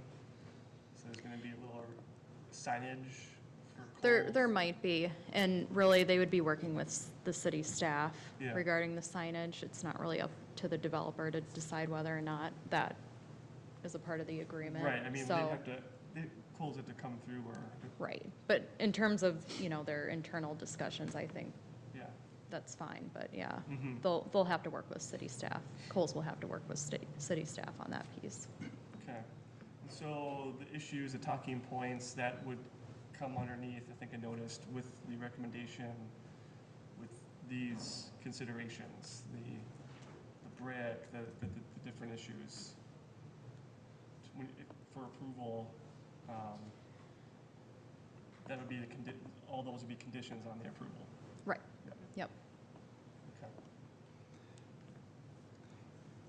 Nate, what efforts have been made by the staff to adhere to the 0.5 for Florida air ratio? Because right now it's coming at 0.69, and I'm assuming there hasn't been any change from concept from the overall footprint of the project. It doesn't appear that way, so I'll go with that assumption. So what efforts from the city staff has been made to try to adhere to the 0.5 Florida air ratio? So as was presented, you're right, it is above. What Liz presented with that is this city staff has evaluated it. This is an area that is much more densely developed with that commercial presence that's there. And so from our perspective, what's being presented as far as the footprint, the massing, and the scale as it relates to the site itself and the development as a whole doesn't result in a project that is significantly out of line with what you would experience out there. I think another thing to think about is if this were to develop as is currently permitted per the zoning in a commercial, with a commercial use, and was originally thought to be sort of a junior retail, small box retail kind of development. Circuit City existed at the time, right? That might have been one thing that was at somebody's forefront of their mind. If that pad, that grassy pad had developed as originally anticipated, you would have seen a very similar floor area ratio develop with that. And so as we're looking at the district, what was originally intended, how this relates to the development as a whole, our evaluation is that we're not resulting with something that is out of line with what you experience out there. But the PCD doesn't have a floor to air ratio mechanism. That's correct, but in the PCD. And this is the part where it's like it's PCD, PRC, So in the PCR. So PCD it's- zoning language, it says in there that for a residential use within the PCD, you would defer to some key areas within the PRD section of the code. And one of those areas is that floor area ratio. Right. Correct. So if the zoning code amendment that we just discussed were not to pass by the council, we would be in a position when it comes forward with, for final approval, if it doesn't pass, that we'd be talking about a variance. And with the floor area ratio being higher, they still were able to comply and exceed the common open usable space that is needed. Yes. Right. They're also providing more parking, a much greater parking ratio. You know, they're Right. meeting So they what got our the zoning parking, code they got says, but the it's much open- greater than what we've been allowing and permitting for other multifamily, which we've been more around that 1.6 So mark. really, it's a height thing, but they're within the height parameter as well, though, correct? It's an extra story type deal, basically, because they've got the footprint, they got the open space covered. That's correct. Yep. So has there been any discussion about reducing their parking lot size? I mean, knowing that they're obviously exceeding the norm that we've been living under for the last, you know. They're exceeding the norm, but they are meeting, our requirement of the 2.0. They're in line with that. Right. And so we have talked about that, but I think from the developer's perspective, they would like to use, that 2.0 that they're permitted to go up to. From city's perspective, we never encourage a developer to implement more parking than they really need. But, the developer's in a position to determine what the market is and what the market's gonna require, for the project that they're doing. And that's often how we look at that. So they're not asking for more than what we would allow. Right. Yeah. It's just one of those things where it's just the opposite of what we're usually talking about. They got a little Yeah, more. it's a little bit of a different take, but that, we've talked about it, and that's really been the developer's direction that they want to go. Do they anticipate having Kohl's spill over? Like parking for Kohl's? Oh.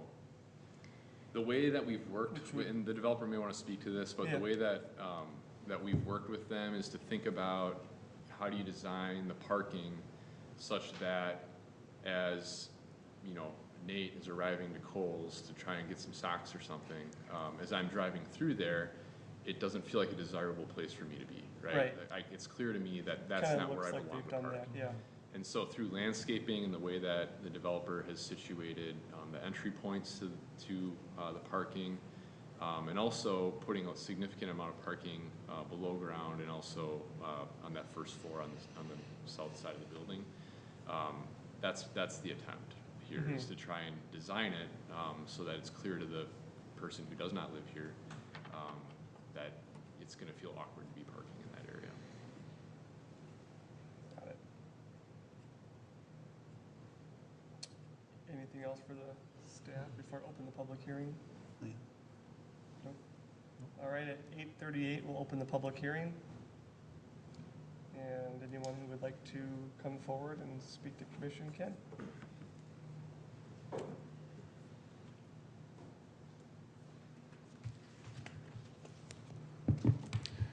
Good evening, Mr. Chair, members of the Planning Commission. My name is Roger Fink. I'm with Trident Development, representing the applicant here tonight. I've got a few prepared remarks. First of all, I want to thank Liz and Nate, the staff, has done a great job of presenting this application and also with assisting us and our design team with their assistance and their support to come up with what we believe is a very attractive land plan for this unique site in Hazeltine Plaza.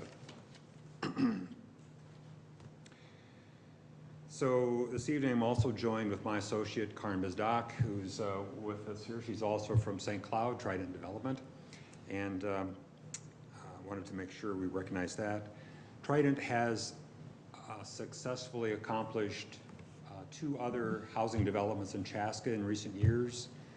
The Chaska Heights Senior Living on Highway 41 at Hazeltine Boulevard, and then the Lake Jonathan Flats, just a little further south of there on Lake Jonathan, just next to the Quick Trip.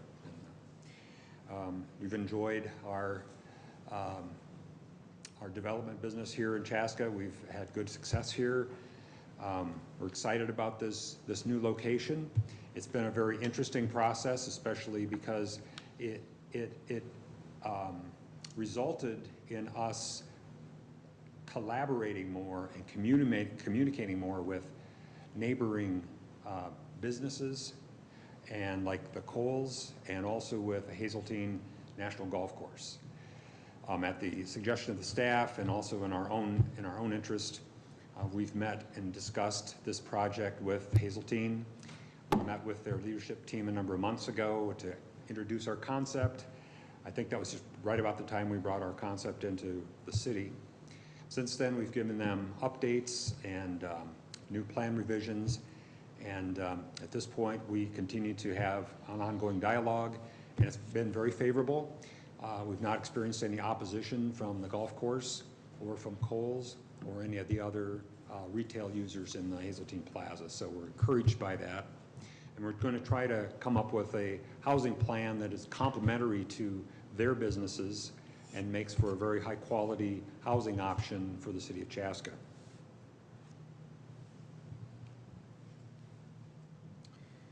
Kind of got ahead of myself. I'm trying to think of where my notes are. So our architectural team has come up with what we believe is a very attractive exterior design. We've introduced the Chaska brick into the exterior elements. Could you put that exterior elevation up for me, Liz, please? One of those perspective views would be great. Sure. Thank you. We understand what the Class 1 and Class 2 material requirements are, but we also really like the exterior appearance of this building with the amount of brick that we're able to put on this building. Although we're using the utility brick, we continue to believe that that brick modular style, I didn't mean to say modular, but that brick format is most appropriate with the size and scale of our building, honestly. We tried to imagine what the modular brick material would look like on a building of this size, and we just felt like it was inappropriate enough to make a request for flexibility from the council, and the planning commission. Because we feel that from a distance, from the curb, as it appears to the public, the size of that brick isn't as noticeable as it would be on a one-story building right up close. Example being the Kohl's department store, example being the PetSmart, the buildings that are at Chaska Commons, and indeed even the 212 Medical building. Those are all using the modular size brick, just like we are requesting here on this. So I would ask you to carefully consider that and see if you can find your way to offer some flexibility on that. Currently what that means is, to me, is that we should have 80% of Class 1 materials. With the with the utility brick as shown on this elevation, we're at 68% of Class 1 material. So that's the 12% difference. We believe that to solve that issue, if we were not approved for that flexibility, our solution would be to reduce the amount of overall brick on the building altogether and instead replace that with the LP siding product. I don't have an illustration of what that looks like, but we really believe that the utility brick has a much more appropriate size in relationship to the size and scale of the building that we're building. And so that's what I asked for some flexibility on. Is there any questions? So the utility brick is on that lower level, kind of on that south side, on the south and east side, kind of wrapping around by the garage area where it's a little more exposed, and it kind of diminishes and fades away as it go to the north. Is that correct? That gray block, the masonry block? Yeah, Chairman Rass, the wainscoting, that lower level is where you're finding that split face block. Yeah. The more vertical elements that have that real pale Yep. yellowish, that's the utility brick we're talking about. So more pronounced. So it's just like the brick that you see here on your wall, except slightly larger. It's on the yellow part? Yeah, It looks like Chaska brick to me. that's what That that is, is. yeah, The coloring Chaska of brick. it, but it's not brick. Oh, but it's not brick. What- No, it's I'm the, confused. it's the size, so the brick you see on this wall, this is modular. Okay, The profile of it is smaller, more Yeah. defined. Utility brick is much larger in scale of that. okay. can't tell you the I thought we were dimensions talking about the masonry offhand, but- block on the bottom, the gray. No, I'm sorry, no. That's, Okay. that is the masonry block, that's a cut face block. It is all Yep. so colored, but it's Yep. it's a class 2 material. So how big is a modular style brick then? The modular style is a little larger than my cell phone. It's about this big. And it appears on the Kohl's department store. It also appears on the monument sign that's right in front of our proposed building. You'll see it used also on the 212 office. The 212 medical building is almost entirely of, In this rendering that you have here, that I like zoomed in on, that is indicative of what you propose. the architect used the exact dimensions Yeah. for the utility brick to show what that looks like Oh, boy, on his architectural rendering. okay.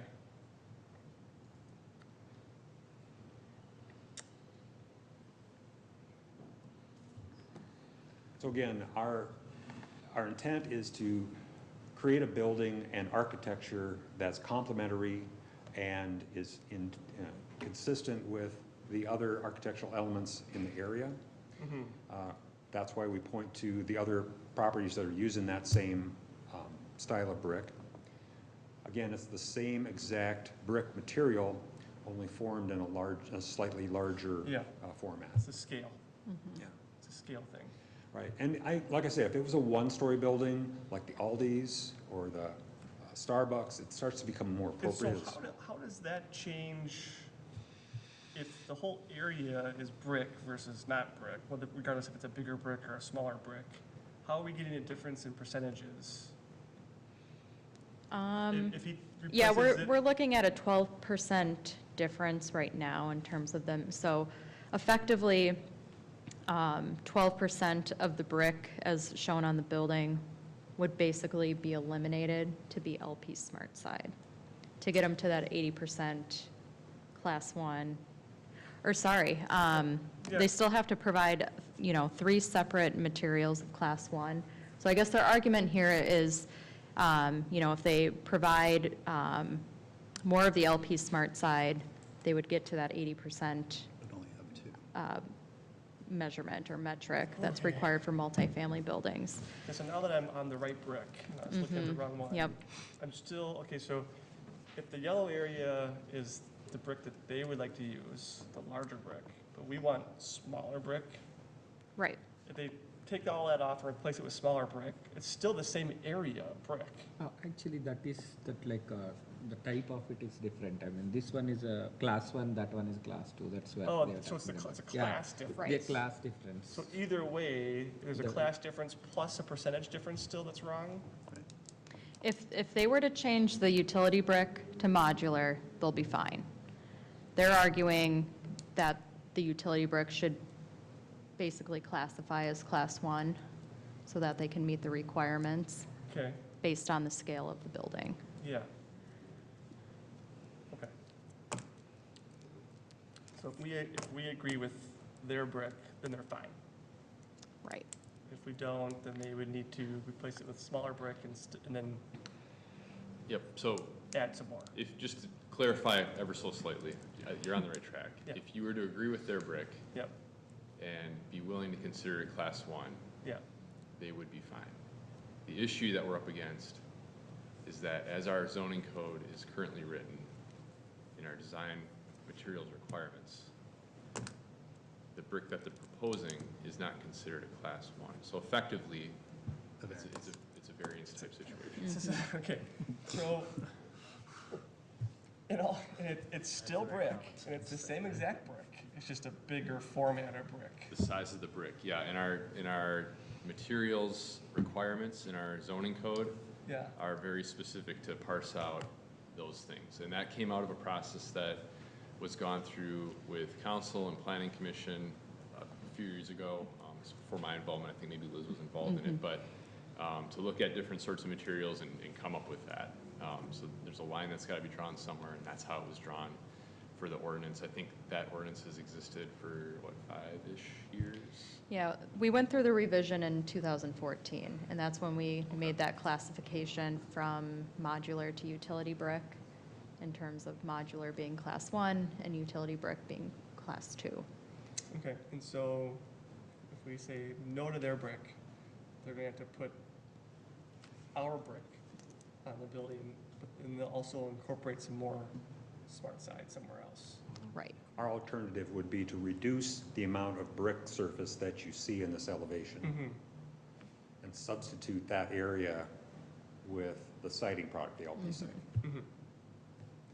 Got it. So I don't know exactly what the exterior would look like anymore, but we're really fond of this exterior. And so we were hoping that we could find some flexibility from Planning Commission to maintain the quality look that we were hoping for this Then project. if we say yes to this brick, then it'll come back with a variance. It would have to, yes. Okay, Yep. all right, understood. That's where the flexibility becomes. How's this- Totally. How's this compared to Jonathan Flats, as into what their materials? Like mean- Jonathan Flats did the modular brick and the LP smart side. So if you want a similar comparison, that would probably be it. So that, and that checked the boxes It of did, the yeah. materials. And to be used modular in- brick was this. This size, Yeah, yep. okay. And that's specifically on residential requirements, right? So in essence, he's identifying commercial and, I'll say hospital Which, side of which things. also have that same classification. But again, between multifamily and residential and commercial, there are different metrics that Okay. you need to meet from a class 1 standpoint. So multifamily hangs kind of on the more stricter or higher metric of providing class 1 materials. Commercial's a little bit different. Okay, just making sure that, Yeah. and the comparative purposes as well, too. And obviously, right next door is a world-class golf resort, Ryder Cup place, Ryder Cup location, future major championships. Speaking with them, was there objection from them on this brick? There's been no objection from them on our exterior materials at all. We've shared our elevation with them and, stressed that we're looking for a timeless facade that isn't trendy, that maintains the quality and the affluence of the area, and that it's, all durable and maintenance-free materials. So Okay. that's really what they're after. And then to expand further on that, what has been their objections? Has there been any objections or anything that they would like to see or you guys have worked through? Has there been any history there where you guys have talked to the golf course and? you've Yes, in provided- fact, yes. Chairman Brass, we have met with the Hazeltine leadership team back in our concept days, and we gathered a number of concerns and questions about certain aspects of our concept. As we further developed our plan, we implemented quite a number of those concerns. The ones that come to mind most readily is the security aspects of Hazeltine. Yep. They're, sensitive to the high-profile individuals that frequent the golf course or are there during high-profile tournaments. And they want to be sure that there isn't any, should I just say, that they have a security measure met there. Yeah, So what we did was we took that rooftop terrace that Liz talked about on the top of the building, and instead of orienting it to where everyone could enjoy the view of Hazeltine, we moved it so that you could only enjoy the view of the Loop Golf Course. Right. Which is still quite acceptable. Yep. But also met the needs of the golf course. They also wanted to see an exterior design that was, timeless and quality, which I think we've met that. We also talked with them about screening and berming so that the size and scale of the building wouldn't be quite so obvious from their first hole tee box and so forth. And so we're right now in a dialogue with the the golf course about creating a visual berm and some evergreen screen plantings along that berm between that area of their course and our apartment building. So it's been a good dialogue, and I've really gotten to enjoy them. They have one of their representatives here this evening too, just to Yep. sit in. Karen, are there any other aspects of our design that particularly met Hazeltine's requirement that you can think of? No? Those were the two big items, so, as I recall anyway. Okay. So if you were to change to class 1 material, the other brick, the small brick, and you wanted to replace some portion of it with LPD siding, right? So, I mean, you don't have any pictures or anything, but like, are you going to go back to Hazelton and say, because of the city code, we are just replacing this part of elevation with the LPD sliding? So, I mean, are you planning to do that as well? I mean, in case council is not, I mean, commission is not interested to give any variance or anything? Yeah, we'll have to work on putting that together with the developer to really show if that's something that you guys want to see to base your decision off of, or if you're comfortable with it going down that direction. We can certainly work with the developer on the next step to produce those documents to show that. And this utility brick, again, is being used at Kohl's, PetSmart. Yes. Where- And- area. Just to note, Kohl's and some of the other buildings within Chaska Commons were constructed before. Prior. Nope, I get you. Before but the they are- ordinance was in effect. Yep. So we do see, areas where that type of brick has been implemented, Okay. and on buildings that are probably more similar in scale to what this is. Okay. So staff is somewhat opposed to this because it doesn't meet our code versus we don't think it's gonna look right? It's more so a consistency standpoint at this point, since we went through a pretty rigorous process in 2014, and then we also updated the code to include the multifamily building design and materials several years after that, due to it being pretty fresh, and the implementation of modular brick on apartment buildings. We're just in a position where we feel that that's more consistent and fair with kind of what we've done in the past. There is something to be said about scale, and we have seen that or have heard that on other projects before and other apartment projects coming through, but we have landed on just a consistency standpoint of implementing modular brick or classifying modular brick as class 1 and utility as class 2 and meeting our requirements. So I think there's still a discussion there in terms of scale appropriateness, but I think we have to go off of kind of what we put in place not too long ago and why we came to that determination. And it's, So, go ahead. You're going to follow up? Nope, I'm done. So did the heights and the flats, right? You did both developments? Correct. And the flats is retail-ish, it's in a retail area, yes. and that's smaller scale retail though. So on the Jonathan Flats, did you use modular brick or utility brick? I can't I pass by every Modular. day, but We used the modular, but if you'll recall, we used a much smaller amount of it. So we had a much greater quantity of glass and LP. and does the modular, is that cohesive with what's used in that retail area? Is it mostly modular over there? Yes. If I remember right, it is modular Feels brick like on the, Chesapeake, that development, that strip center is more modular brick. it is, Yeah. yes. Mhm. Okay. Well, still public here. Do you have anything else to say? The only thing I would also add is when we brought forth our concept plan to both Planning Commission and City Council,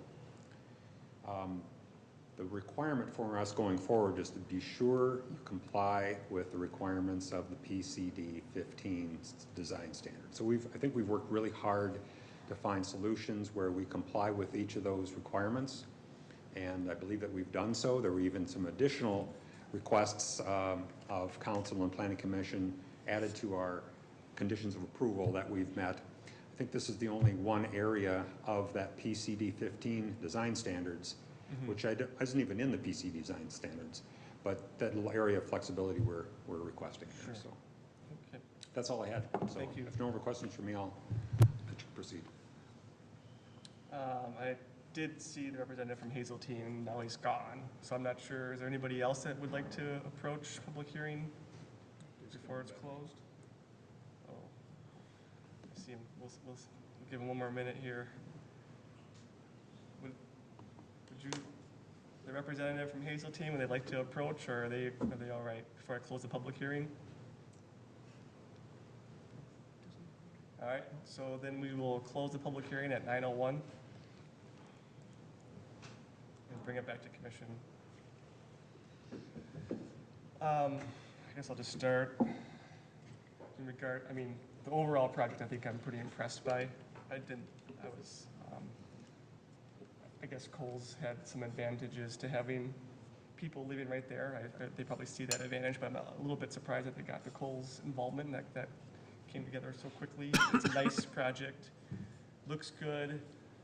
I like to see the tot lot. They fit it in there for potential kids. I like that. The usable space is more than what's needed. That's always great. In regards to the brick, I feel like I think I agree with the applicant. That's my position. So that would cause us a variance that we have to approve later. If everyone else agree with me or not, I don't know, but I feel like it's situational. And so the Jonathan Flats was developed in the retail area that had modular brick, and it is cohesive and it looks the same. And then we've got the Kohl's building and the other large structures up in that area that have the utility brick. It's still brick. It still looks nice. It's brick. It's just a little bit bigger format. And so the zoning isn't, I guess they went through a big exercise prior to me 10 years ago or whatever it was, but you know, how would you know that you're going to have an apartment building right next to Kohl's in a retail district, which is what you see nowadays. So I think it's reasonable. That's my position. Liz, can you clarify what number 5 on our conditions is saying? Because I know that the verbiage within the narrative was saying that it doesn't match and it should match, but I'm confused by the wording in number 5 of what it is that we would really be approving here. Let me get to it first.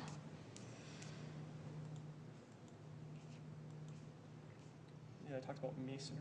Is that what you're? Yeah, this is just further emphasizing the code in terms of building materials and design, that in order for it to be a Class 1 material, it has to be a modular face brick or a natural stone, but in this case, we're talking about modular brick. But for basically number 5 is adhering to the zoning requirements Right. for the materials used. Okay, I just Yep, just 4 and clarify. 5 are kind of in essence the same. 5 is more of an emphasis on the Class 1 material for modular brick. Okay. So let's say we wanted, I don't know where everyone stands, but let's say we wanted to make a motion to approve and we agree with the applicant. Would we remove 5 or remove 4 and 5? Or how would we proceed with that? Well, it's assuming we If are we, all on the same. that's what I'm saying, page, so, if we were. I mean, I think effectively you'd be removing 5. Okay, just understand. 4 kind of still stays in place with the other pieces that are being Sure, so it proposed. stays in place, but Effectively, they'd have to apply for a for a variance So from you- that. So we maybe approve it the way it is, but they'd have to apply for a variance. Or no, you wouldn't approve it the way it is. You You remove. could add a condition that the applicant successfully obtain a variance There you go. Okay. for the building materials. And if not, then we vote on it no, then we don't do that. That's correct. Okay. Just want to know the two. and from Okay. staff's position, have we ever granted a variance for material since we created that in 2014? We have not. Okay. So this would be the first time of creating a variance for materials that they went through in just 2014. So it's not even a decade old. And so I'm on the opposite side in the sense that, and that's the part where it's like, Yeah, that's awesome, yeah. the reason why we have the zoning requirements Yep. is for this specific thing. And the developer knew that coming in and still decided to provide something that didn't meet our code. All right, we're still in public, so, or did we close it? Oh, I closed it. You No, closed it? we're good, Okay. Yep. And that's the part where it's like, getting back to the black and white of it, there's really no gray in this one because it is fairly fresh. And yes, it may be that its neighbors to the commercial side of things used something different because they were grandfathered in. So that doesn't necessarily make this right. And I don't think it really is that drastically different between the two. The developer might make it sound that way, but at the end of the day there's not that much of a drastic difference between the size of the bricks. So, and the city staff is very clear on what it is that they need to, what falls into which category. There's no gray area to that, so. I agree with all that. And they could easily change their design and still incorporate a little bit of brick and a little bit of siding and still get all three variations of class 1 that's required. They just have to change the design a little bit, and that's it. I mean, that one is purely optical side of things. It's, my biggest problem is the footprint. It's too big. Oh, okay, yeah. I will go back to that, it's too big. It's beautiful, beautiful design. Love the fact of there's actually going to be some, we can actually use the space, but for my seat, it's still too big. So I would much rather see us try to get them to adhere to the 0.5 on the floor to air ratio. That is there, has been part of the zoning side of things. And there's no wetland here to confuse the situation. It's purely, here's what the numbers are, and it should be following through with what the zoning is for that, which is the 0.5 versus the 0.69 that, they're providing. So Yeah, and there's no variance needed for that because we're if we go just to the approved number PCD, one. So, assuming the council implements the recommendation you all voted on earlier, yeah, right.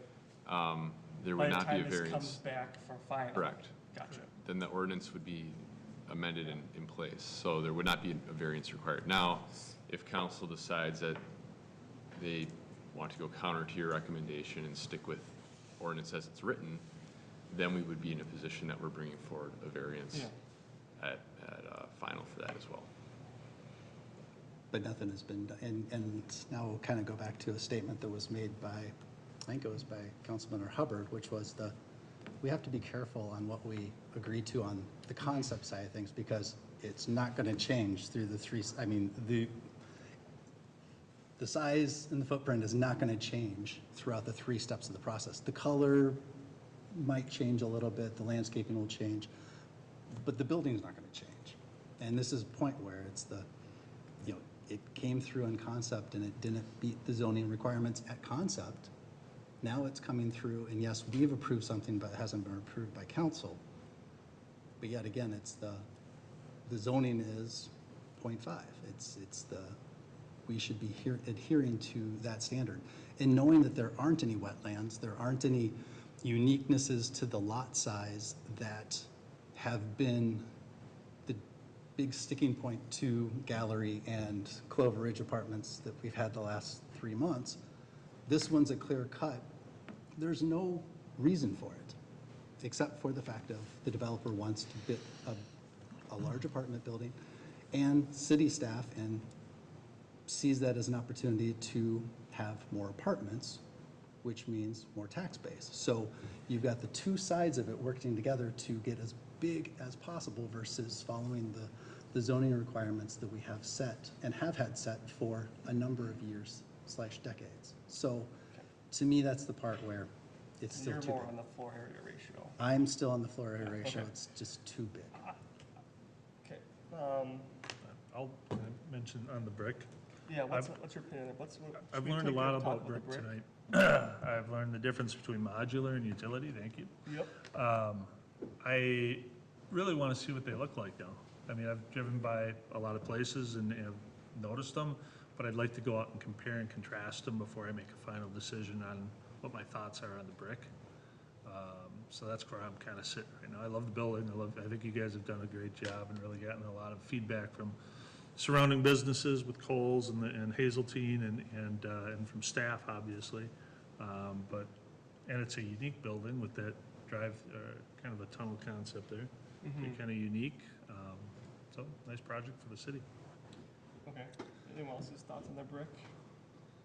Yeah, probably I mean, from my point of view, we can leave that condition as is, and we can ask the developer to come up with how that looks with the siding, if they wanted to replace, assuming that we are not giving any flexibility or anything here, and see how that exactly looks. And also, they probably need to go back to Hazeltine and see how they feel about that look and feel of it.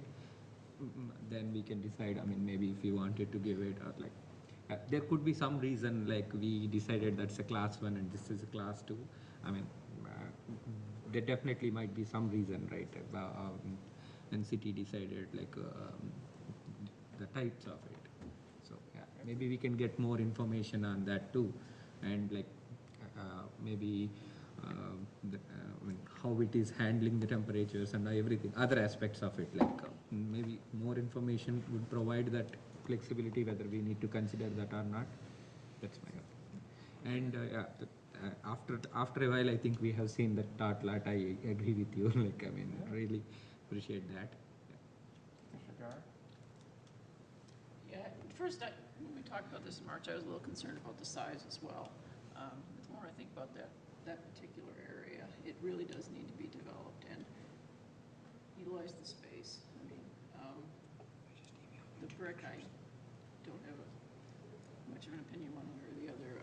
It's a unique circumstance, whereas Jonathan Flats, it's a little more mixed into some smaller spaces and stuff. So I can see where the developers come from that aspect of it. But really, I think this is a great use for that space, a space that I think, whether it was Nate or whoever did talk about the history of, giving up commercial space. Well, they tried that route and it just didn't come to fruition. So I think this is a worthwhile project. Commissioner Hassan? I think it looks like a great project. It may be big, but it is in a commercial area, so Yeah. to me, I think it fits well, and the colors and everything look great. Yeah, really, I mean, I agree. And big is basically just, if we say we didn't want the Florida area, just another story comes off. It's the footprint probably stays the same. I mean, you're eliminating a story, but it falls within the height requirements. So this is where I agree with discretion. The brick, I agree with the applicant. I can see his point of view. I feel like it matches the area. And even 10 years ago, a lot has changed in 10 years. I mean, who would have thought Amazon would have taken out half our retail and here you're building apartment buildings next to Kohl's versus junior box Circuit Cities or Best Buys or whatever it would be. You wouldn't, and so just that fast, things change. And since it matches better, it would match and be more cohesive in that area. But at the same time, I understand, you don't want to, change everything constantly and have all these variances. That's the whole point of the previous motion that we just passed. So I'll go with, I'll be open with the flow here. Maybe we can have that one specific thing that can come back and show us the two differences. Talk to Hazeltine, get their approval on both, which they already had approval on this one. Show them the other option, and we can pass this preliminary with that still condition, open. Can that still be open for discussion when they come back for final? Sorry, Liz and I were. The brick, can we leave the brick undetermined yet, and they can show the option of what it would look like with the. But then it's coming back as final, though. Well, So that's a no. maybe before we conclude that, I want to make you aware, the developer has, while we're talking, sent a couple photographs of some examples of how the brick may, how it would likely appear. So maybe Liz can show that. I don't know if it's gonna I don't know if it's show gonna up well read enough to very help you all. clear, But I This think, provides you enough, I guess, to help with your decision. If not, I think we can talk about options on how to Okay, proceed. so what are we looking at here? So we're really getting into and brick tonight. Roger, you This might is- need to Might be best for the clarify. developer to come up and talk. Sometimes images can Yep, that's show one fine. way, but I they might really be wish those different. pictures turned out better after I took them, but. That's fine. they What are we I looking have at? there. The images that you see there, Planning Commission, are the exterior elevation of the Kohl store. There's a variety of different brick colors, obviously being used there. But predominantly, that dark brownish red color is the utility brick material that they've applied to that exterior. The lighter tan color at the top, I think, is some other type of masonry material, but I wanted to emphasize the size and scale of utility brick as it appears on the Kohl store. Is the yellow brick on the corner also utility brick? Like right there? That, Yeah, Is I it? believe it is, yep. like front and I center? also have photos of the Petco, which I didn't share with Liz, and of the 212 office building. Those didn't come out very well. But yeah, on the corner, that, Yeah, right there, the big yellow portion. Yeah. that's the yellow Chaska brick In in utility the format. utility size, yep. Below that, you can see the split face block. Masonry block, I would call it, there, yep. Right. So just as a reference, that's usually 6 by 12.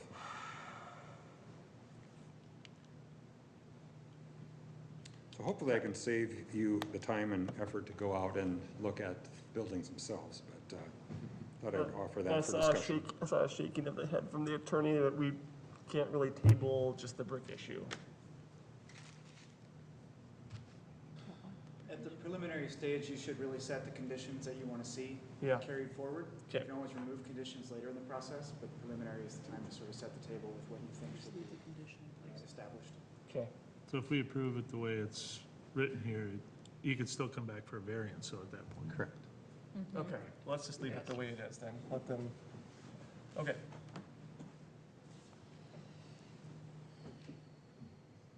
Would anyone like to make a motion? I'll make a motion to recommend approval of the Hazeltine Plaza Housing Development Preliminary Site and Building Plan and Zoning Ordinance Amendment, PC. And they will have to be two Yep. separate motions, so Yeah. you have to parse out the preliminary site and building plan and zoning ordinance amendment.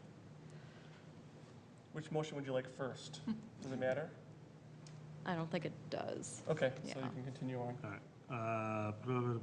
PC number 2022-48, subject to the following, it's 13 provisions. Second. Okay, so we had a motion by Urbanski, second by Gar. All those in favor? Aye. Aye. Opposed? Motion carries. Would anyone like to make a motion for the zoning change? I'll make the motion to recommend approval to the zoning ordinance amendment ZOA to the PCD 15 to allow for multifamily use. Second. Okay, so, motion by Olson, second Urbanski. All those in favor? Aye. Aye. Opposed? Motion carries. Okay. On to the massive CloudHQ. The largest building in Chaska, potentially. In Carver County, maybe, yeah.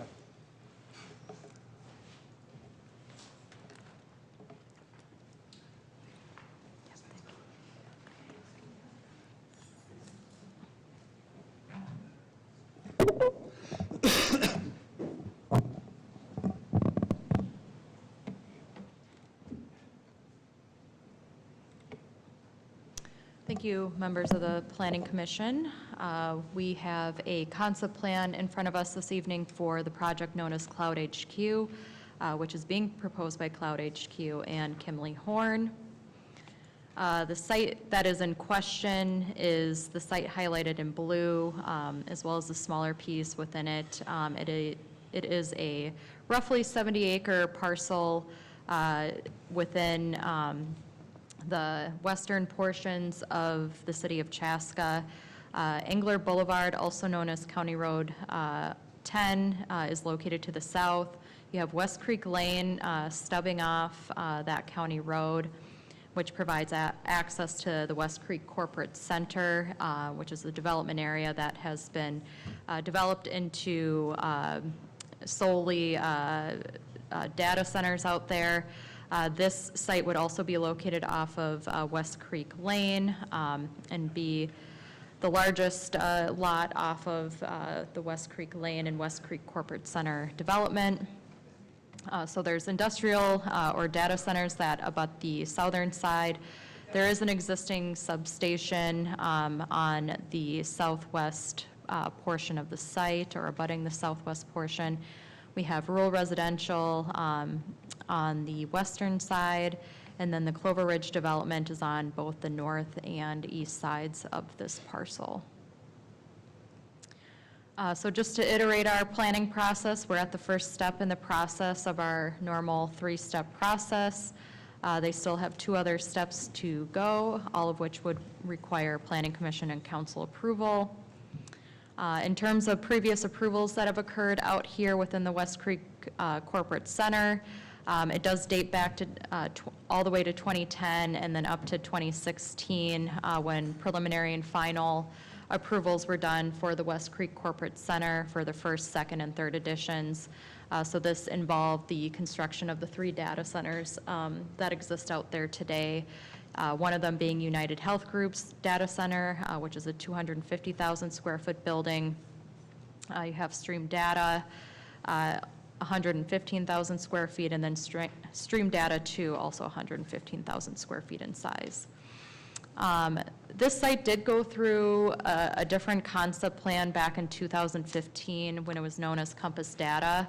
That was approved on this site, and then they subsequently came back in 2017 for their preliminary approvals and rezoning of the site for a data center. So they proposed 4 separate data center buildings during that 2017 concept or preliminary plan. They did not come back for final approvals, so hence why we're seeing a different concept plan in front of us this evening. We'll also note during 2017, the property was rezoned to a PID district, PID number 7 to be exact. So the property in question, getting down to numbers, it's approximately 72 acres in size, and again, that also includes the homestead property. That's a smaller parcel laid within the larger parcel. The majority of the site has been and is being used as agricultural farmland, so farm fields exist out there today. There is a homestead on the smaller parcel that the property owner lives in, and that is accessed off of Schoolmaster Drive, so there is an access point onto Schoolmaster to access this home. This access will be abandoned with the project of this moving forward. Another item of note is there is a high line or transmission line that dissects the property east to west. It's a 125-foot wide easement located mostly on the south side of the site. West Creek Lane currently stubs off at the southern portion of the property. So they do have direct access onto that public road. And again, that will be extended to access the site. So what they're asking for is concept plan approval for the construction of a 1.4 million square foot data center. They did hold a neighborhood meeting all the way back in February of this year to introduce the project to abutting property owners. The main concerns and questions that came out of that meeting were the timing of the project, the construction of the berm, timing of it and what it looked like, as well as the noise component from this proposal.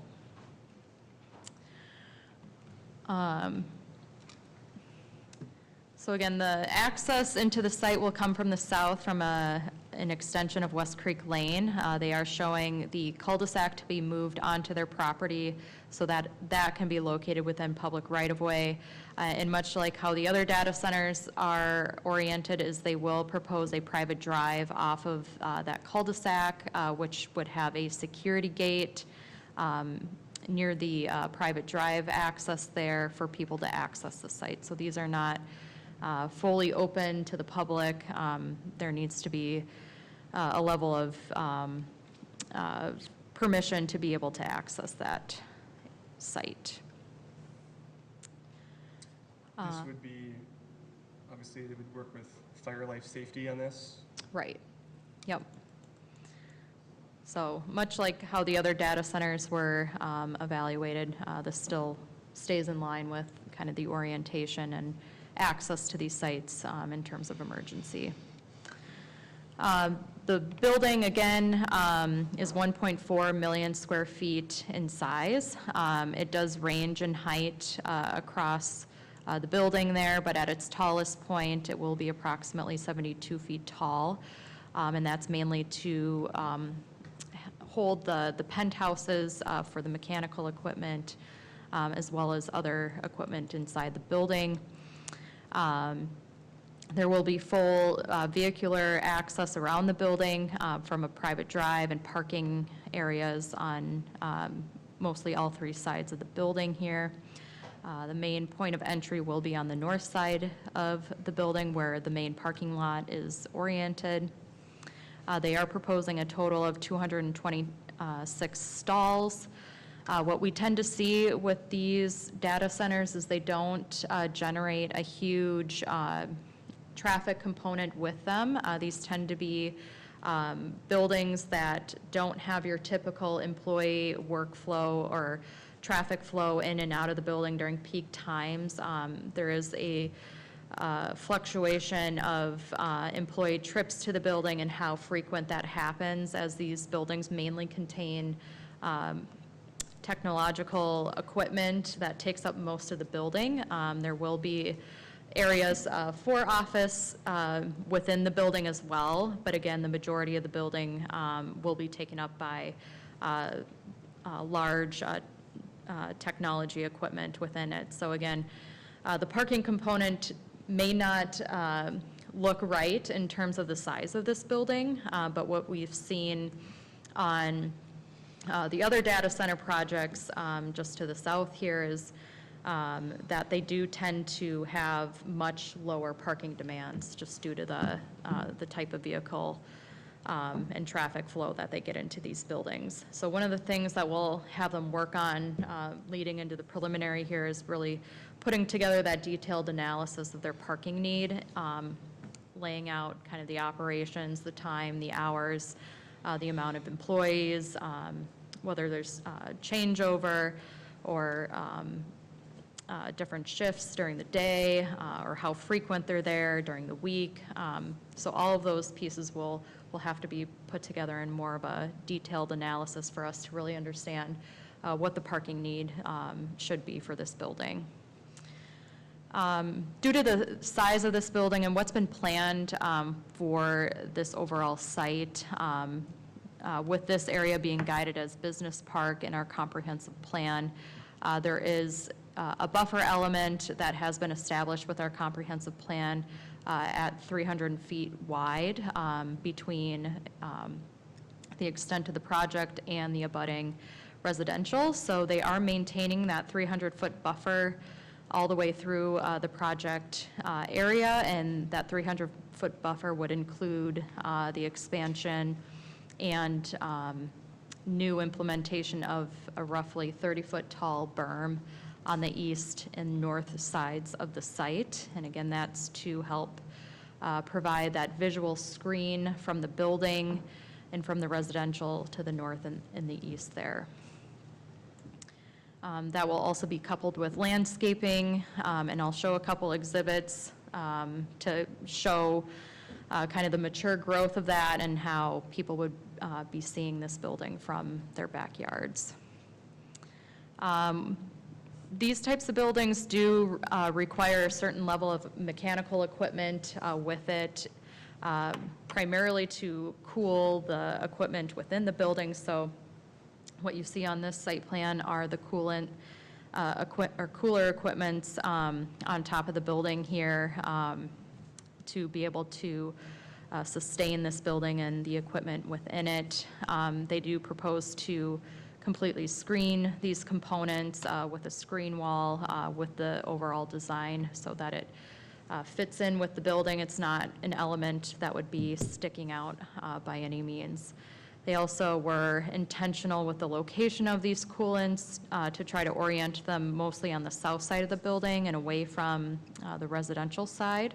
The screen wall that would help screen these components will also incorporate mitigation within it to control the visual component, but also the noise component of these pieces. And due to the size of this building, it does require an electric load that is much larger, greater than what can be sustained from the existing substation on the southwest side. So they will need to make enhancements, or the substation will need to make enhancements in order to accommodate this large of a facility.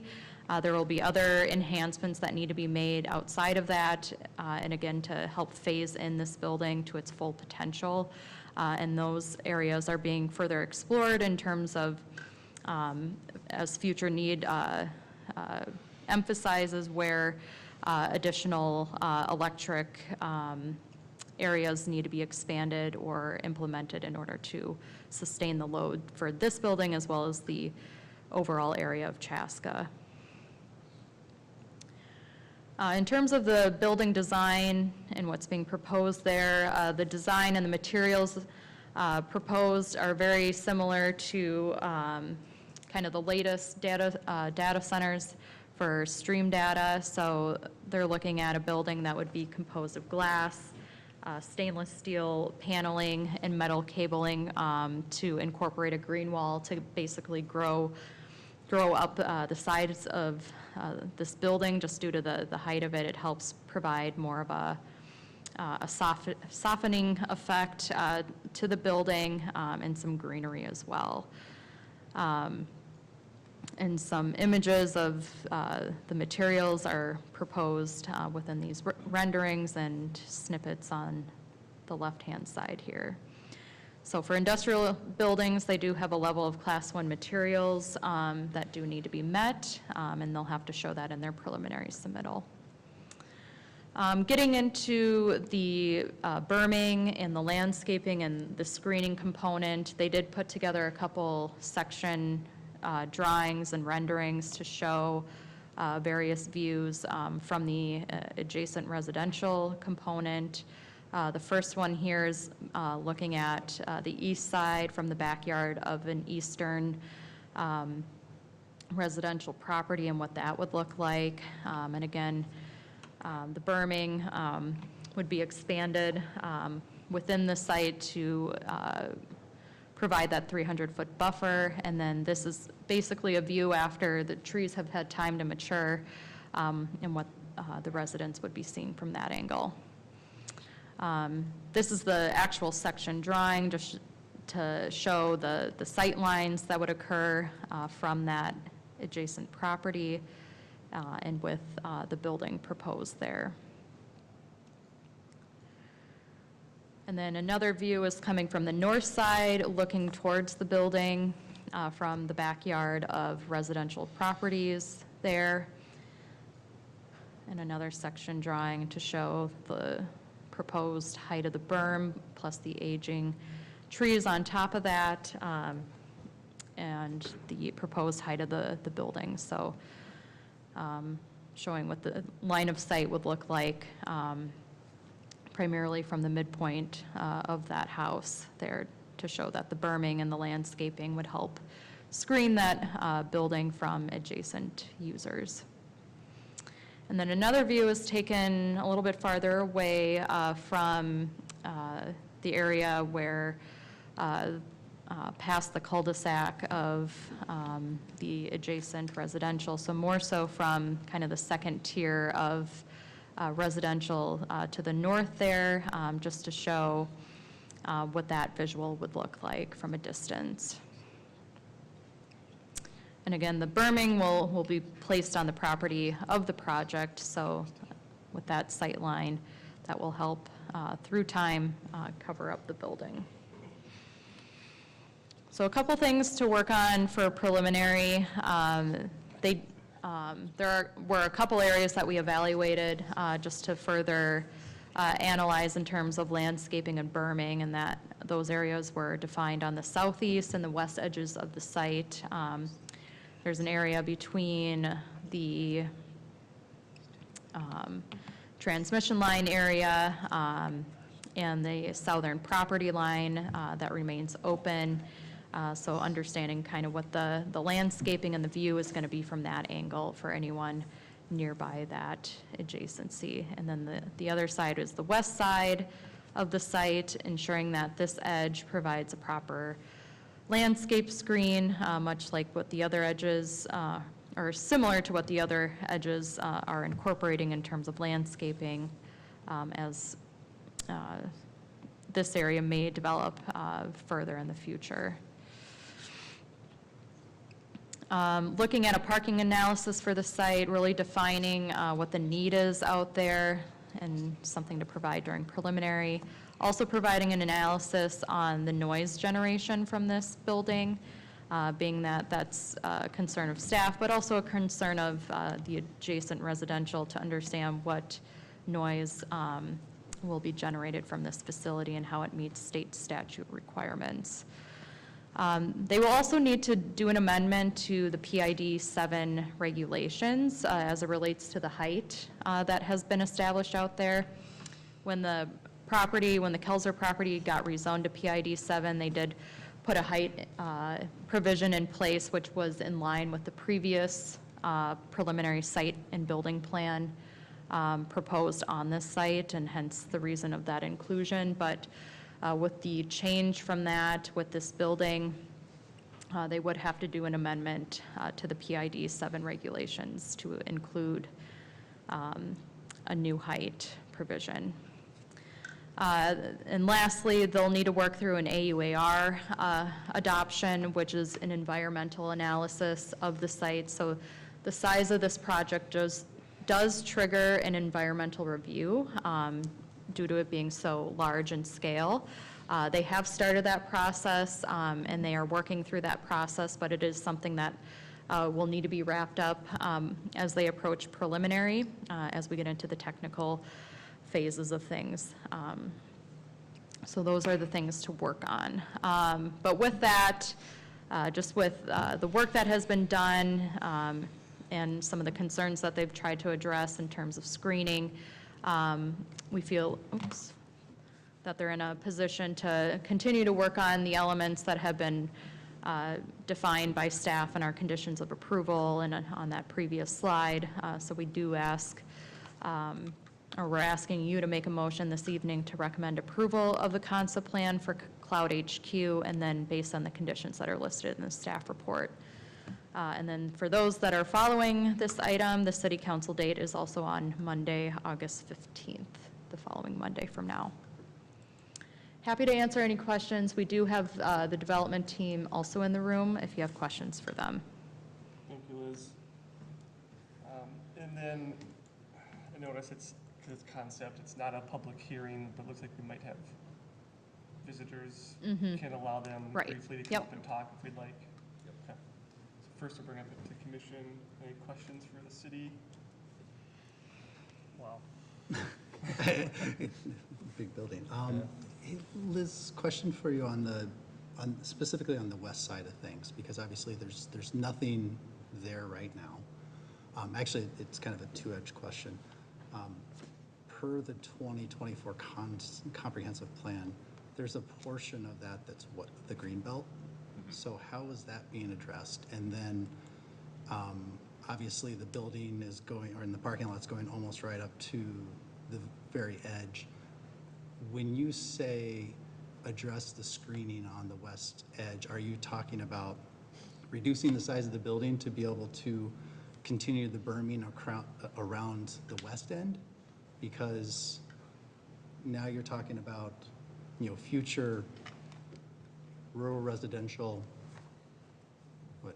4 houses per 10 acres or 40 acres. So you're talking about potential development out to the west side of there that right now is not being even considered, where it is obviously being taken into consideration for the houses that currently are there. So what is the stance of the staff on the west side of the building? What is being recommended? Yeah, Is the it a berm? recommendation there is not to implement the same berm that's on the north and east sides, as those were planned out within the comprehensive plan. So the west side is essentially being looked at or being emphasized to include a good or a well-landscaped edge on that west side, so that it's not just left open.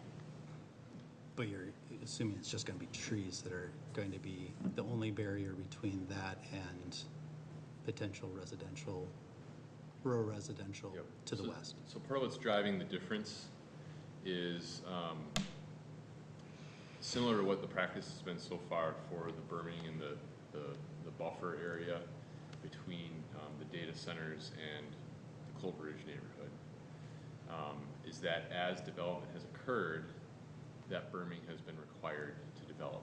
For example, today, the berming that's being proposed on the north edge of this site does not exist at all. It's Flat. completely flat. Right. And so because this project is coming in, they're responsible to create that separation and that berming. If when the time comes that there's development that occurs in the green belt at that 4/40, there's also a cluster development option that could be pursued. That buffering and that berming or screening, however that would need to look, would be evaluated based on what that project is proposing at that time. But it would be their responsibility to. Correct. Yep, because they're coming into then that area. Even though right now we have it zoned a specific way where we know it's going to be a residential area of some sort. It's not going to be another data center, it's not going to be commercial. Just like this area is guided for industrial, and when the Clover Ridge neighborhood came in, we knew that was going to be something to look at, but they came in first, and so, it's this project's responsibility to create that berming. Right, because now we wouldn't have understood what that berming would have been necessary prior to this project coming in. Right, but they're not leaving any space for any kind of berming within. Correct, so then that would be the responsibility for that potential residential development to come in and understand what's the appropriate screening for that residential development to provide, given, what's surrounding it. Okay, so what's the impact for hitting the green belt that's actually part of this property? There's no green belt on this property. Yeah, look at the 2040 comp plan. This property's not guided for green. No, there's a portion of it that's green belt. If you look at it, if you look at the 2040 comp plan, there's a portion of this land that is, this is the part where, so, I mean, just for reference, it is exhibit 4.8 in the 2040 comp plan, and you can go look. So obviously this is concept, so yet again, something we've got to address, that we've got some differing of what's going on with the property. So I'd like to have that one cleared up when it comes to seminary. And with the 30-foot berming, so with the 30-foot berming, how's the drainage going to be addressed on the residential side of things? Because obviously it's a flat farm field right now. You're going to put 30 feet up So- of berming. Is the line So the that's the green, city. or is it the color? So the green is the green belt. Or is it the line, the delineation No, of the line is the city, is the city line. So Lake Town Township is on the other side. So how's the who's going to be responsible for, and how are they going to handle the drainage on the residential side of the berm? So what they plan to do right now is to incorporate a swale on the north side of the berm to collect the drainage that comes from the berm and from neighboring properties. And then that would get collected into the overall stormwater system of the project and be treated that way. So it's going to come back underneath the berm and into their, Right. okay. To some, I mean, I'm not the Right, no, engineer, obviously but this to concept, so it's, some general effect, yes, that's I mean, how it's obviously it's being treated. concept, so it's, Right. you know, Yep. still early, but I want to make sure that that one's taken care of as well too, because that's a big piece. I mean, So going back to the berm on the west side or the lack thereof, it's the same idea as, what was the name of the development? Down south of the gravel area where the road, it's between where the road was gonna go in and we're like, who pays for the road? And I was like, well, they're coming in first. Remember this discussion? Which neighborhood was that that? was The first not thing I didn't. It's the same idea, first in, so you, the worm. the word, It wasn't worm. maybe. It was worm property. So it's the idea, like whoever comes in first does what they need to do to protect themselves from the other thing. Whoever comes in next has to then deal with whatever issue they deal with. Yes, So that's kind of how we're treating that on the west side. correct. Same with like, we had that kind of the same idea with the road and we were like, well, how are we gonna, why don't we just do the road now? Or who pays for the, you know, like that deal, okay. Yeah, the same thing on that point, right? Like, let's say west side, we have like maybe 10 acres parcel. And whoever is going to come, they might come for a single family residential and, or like a apartment or something like that. They'd say, we need some variance because our lot is like 10 acres, we can have a fair, I mean, because this building is too tall, I mean, they can't put that berm, they might ask for the variance or something, right? I mean, is that like something we might need to consider? I remember like the Galleria apartment lot, ideally was like when the Clover Ridge community was developed, that wetland was supposed to attach to city, but no one really worried about it. Then later, that came as a big lot, including that wetland portion and all. Probably, I mean, it's very, very close to the line of the property, right? If you see that, I mean, there is no way like anyone can put anything on that. The 72 feet building, and even though they put aging trees, whatever it might be, they might cover like 15, 20 feet. So that is something, I mean, I feel like it's very, very close, but I don't know. I mean, again, as we discussed, it might be the person, whoever is going to take care of the next property. Yeah, they need to do something, but at the same time, they should be coming back and say, hey, this lot is like this lot, and we need that variance, or like all those things. Right. I think that's the key part there is, you know, planning, thinking forward to the future as well too. It's the, Yeah, because no one is there. If residents are there, they might come and ask for like, okay, we need something. I mean, we are seeing that big building or something. But because we are here to think about future residents, whoever it might be, right? right. And it's still early in the process, so Yeah. you know, be able to address that as well. Okay.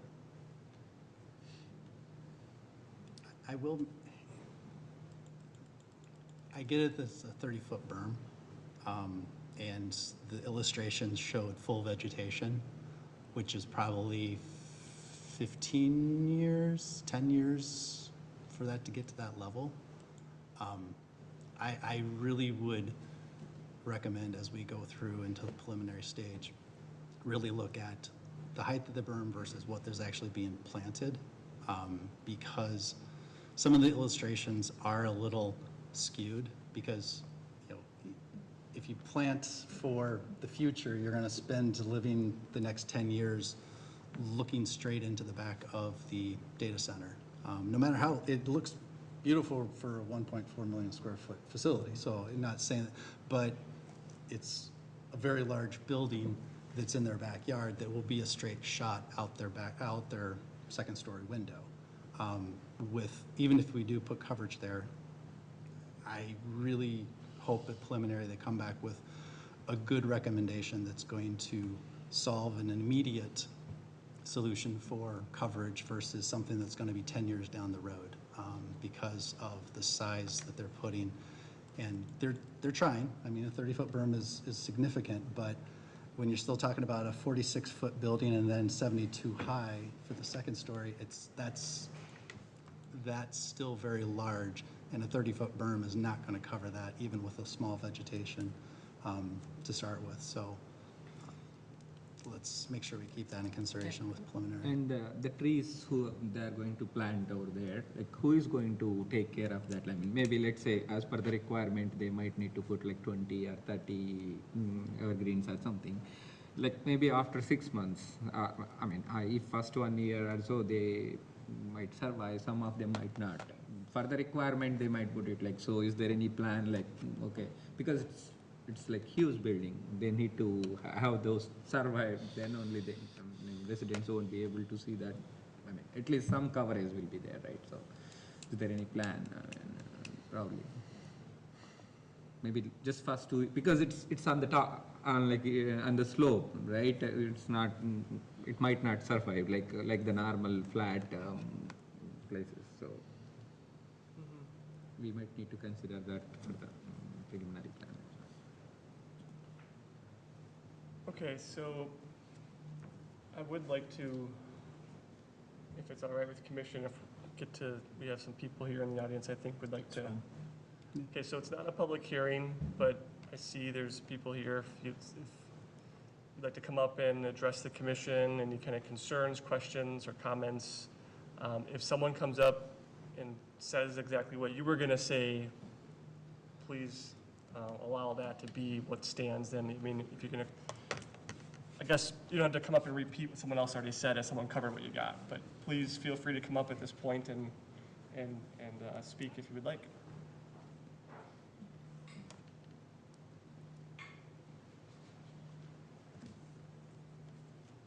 Good evening, commissioners. My name is Brett Burnett. I'm the development manager for CloudHQ handling this project. So thank you, Liz, for your presentation, and thanks to Nate as well for helping us get to this point.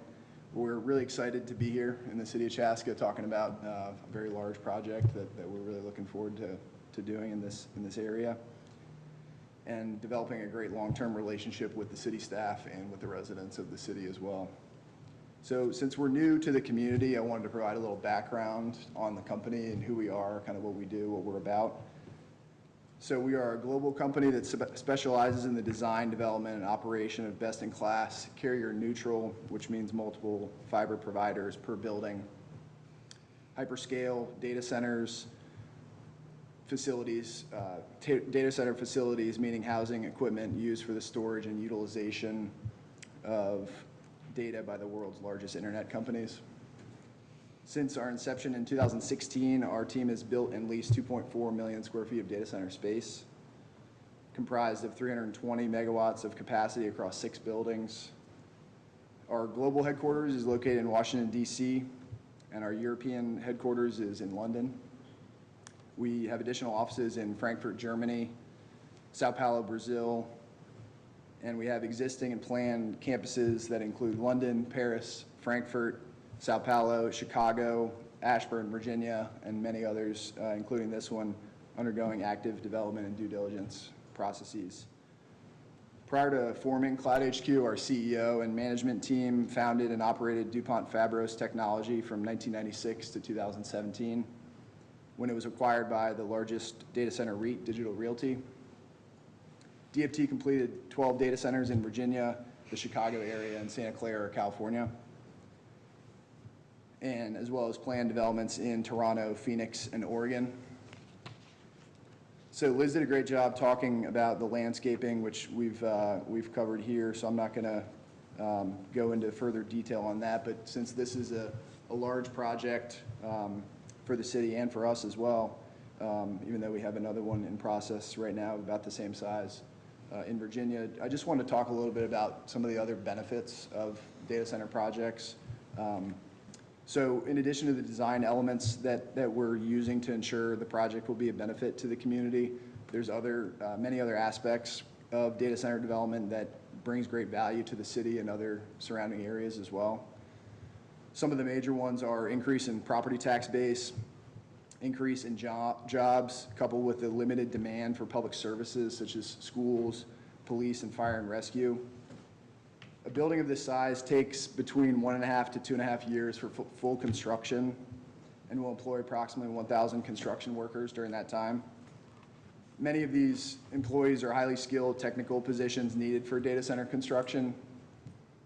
And much of the time frame for this project, while it is 1.5 to 2 years total, will be work internal to the building. So once the shell is complete, a lot of that work is internal to the building, which reduces the noise that's emitted during the construction phase, which is important for the residents that are surrounding the property.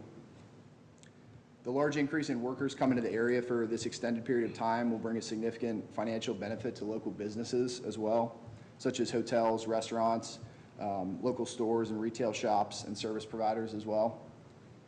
In addition, our building will create 75 to 100 permanent jobs and technical positions needed to run the facilities long-term. 60 to 80 of these jobs will be for skilled, high-earning professionals with an average annual single-employee salary greater than the local median household income. These operating employees will include mechanical engineers, electrical engineers, computer engineers, security personnel, maintenance personnel, and real estate property managers. So we anticipate a number of these high-earning professionals that will choose to live in close proximity to the subject property, given the 24-hour nature of these types of facilities.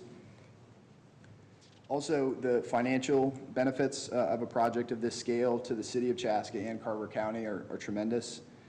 The CloudHQ investment in this campus will be well over $1 billion. Between utility taxes, real estate taxes, our project will provide several $100 million of tax revenue to the local jurisdictions over the useful life of the building. Last advantage of our project as compared to other industrial type uses is, like Liz mentioned, very low traffic. Considering the size of the building, it's a very limited increase to traffic to the area. Our projects on average see about 75% fewer traffic trips than a distribution type use of the same size, and much fewer large trucks in general. It is rare for these data center buildings to have more than 100 employees in them at any given time, given that it's a 24-hour facility, there's people coming in at different shifts, hence the slightly different parking calculations that we use for these types of buildings.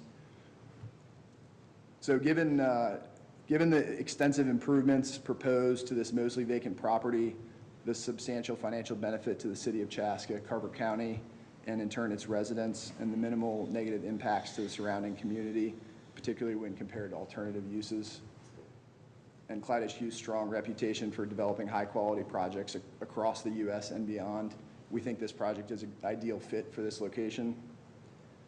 So in addition to myself, we have Pete Holm on the development team, Brian O'Hara on our electrical infrastructure team, and Trish C. from Kimley Horn, our civil engineer. So with that, just want to say thank you for sticking with us at this hour of the night, and happy to answer any questions you guys have. You guys have done some community meetings. Can you touch on that a little bit? Sure. Yeah, so we were here in February, and we had a community meeting at the community center. We also offered a virtual option, so we had some limited attendance in the winter, given what was kind of going on in the world, probably had something to do with that. But we had some presence from the neighborhood on the Zoom meeting, and Liz touched on it, but a lot of their questions were related to timing for the project, when the berm was going to get built, which that'll be one of the first things that gets done, which was, they were happy to hear that. And some general questions about, I think, power infrastructure related items. But in general, no major objections from the community members so far. And we were happy to be here and be able to answer some questions and explain who we are and why we're developing in this area. Yeah. Sure. The size of facility near a populated area, can you give us a comparison with your company? Well, there's a lot in Loudoun County, Virginia is where we are. So several buildings, similar size, although not quite constructed to this level, although there's some in active construction that are within a couple hundred feet of residential. Fully operational in a residential area? Yeah. Have you got one of this size that you can? CloudHQ, we don't have one of this size right next to residential properties. We're getting ready to build one in Loudoun County, but there's a number of facilities. We've done some in the Chicago area that are right next to big residential communities. And given the extensive study that we do in the noise department especially, and landscaping and things like that, early on in the planning stages, we're able to design our equipment to meet all of the noise codes of different jurisdictions. So we haven't had any complaints at any of our facilities near residential about noise. Landscaping is something that's obviously worked out during the planning process. So we've been well received fitting into residential areas. And so there are a lot of examples. We don't have any personally quite this large. We're getting ready to start one soon, but they do exist, and there's not a lot of negative feedback from them. Question for you. I know, I vaguely remember seeing something of the early stages where it was either one large building or a couple of smaller ones.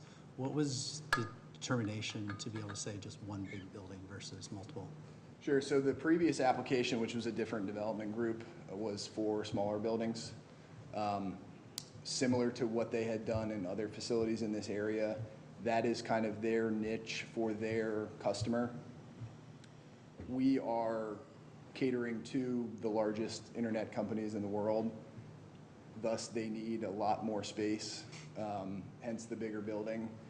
And given the particular site constraints here with the 30-foot berm that was previously agreed to that we support given the residential in the surrounding area, and that 300-foot setback, in addition to the existing power line that bisects the site, the Excel power line, we don't really have a lot of room to grow horizontally.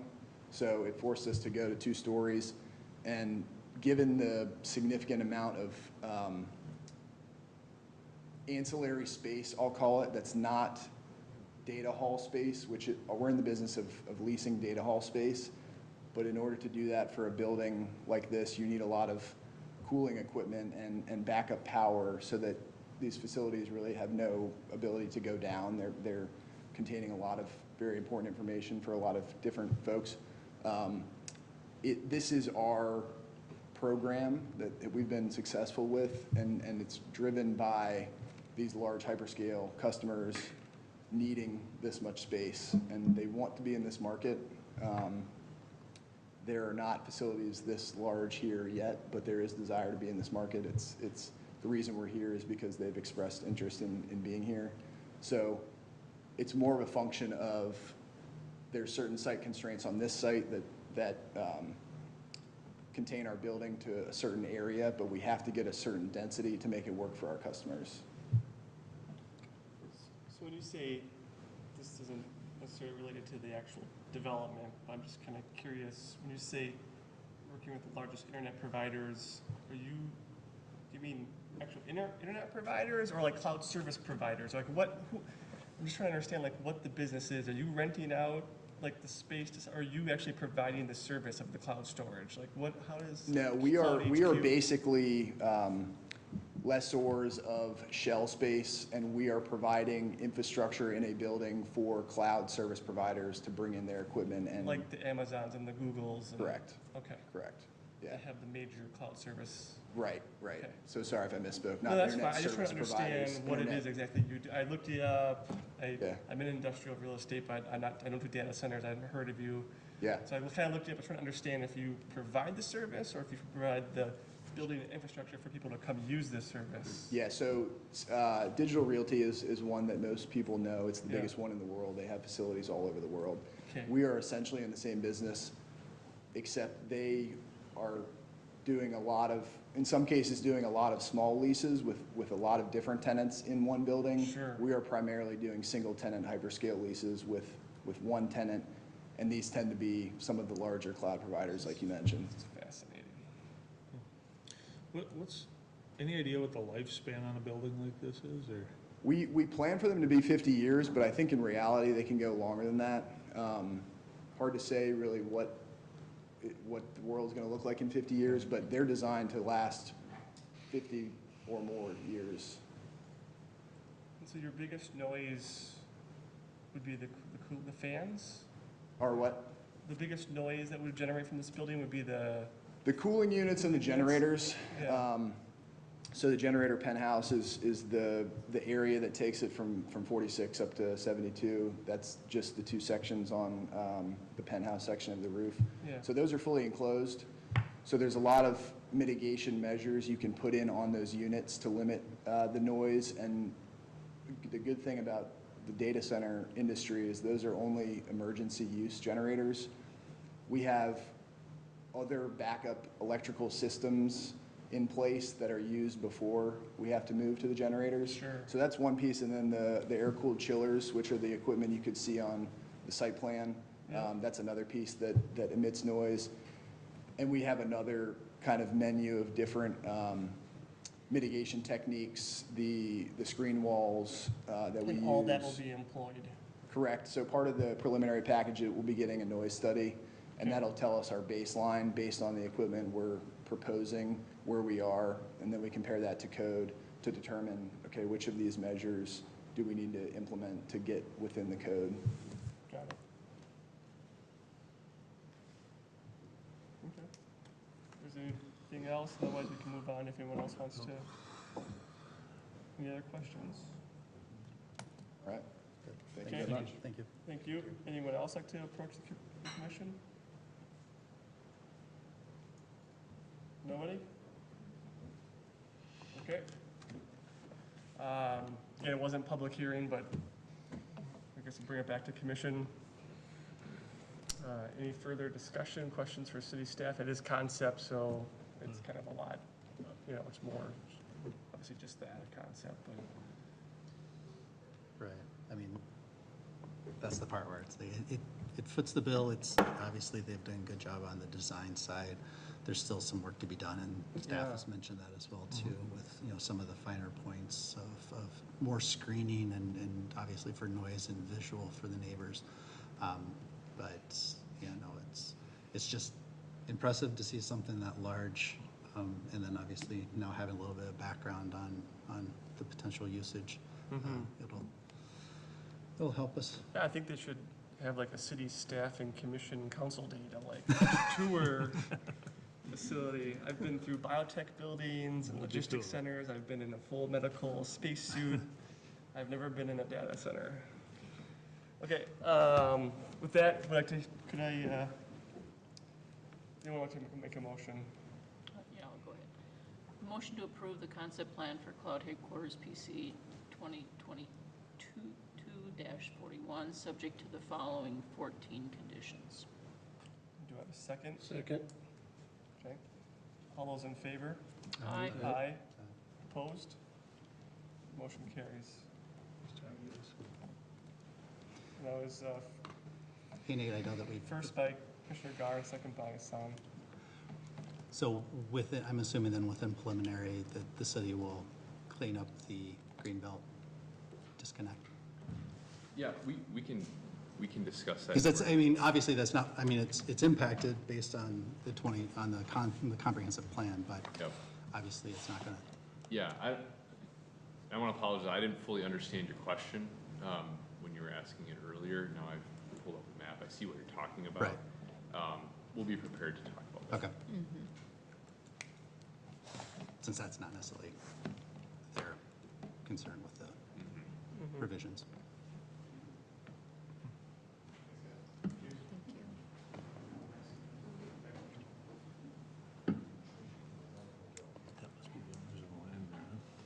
What was that? Yeah, that's Kelsey. Oh, is that what it is? It's gotta be, yeah. Well, I figured someone wanted to talk.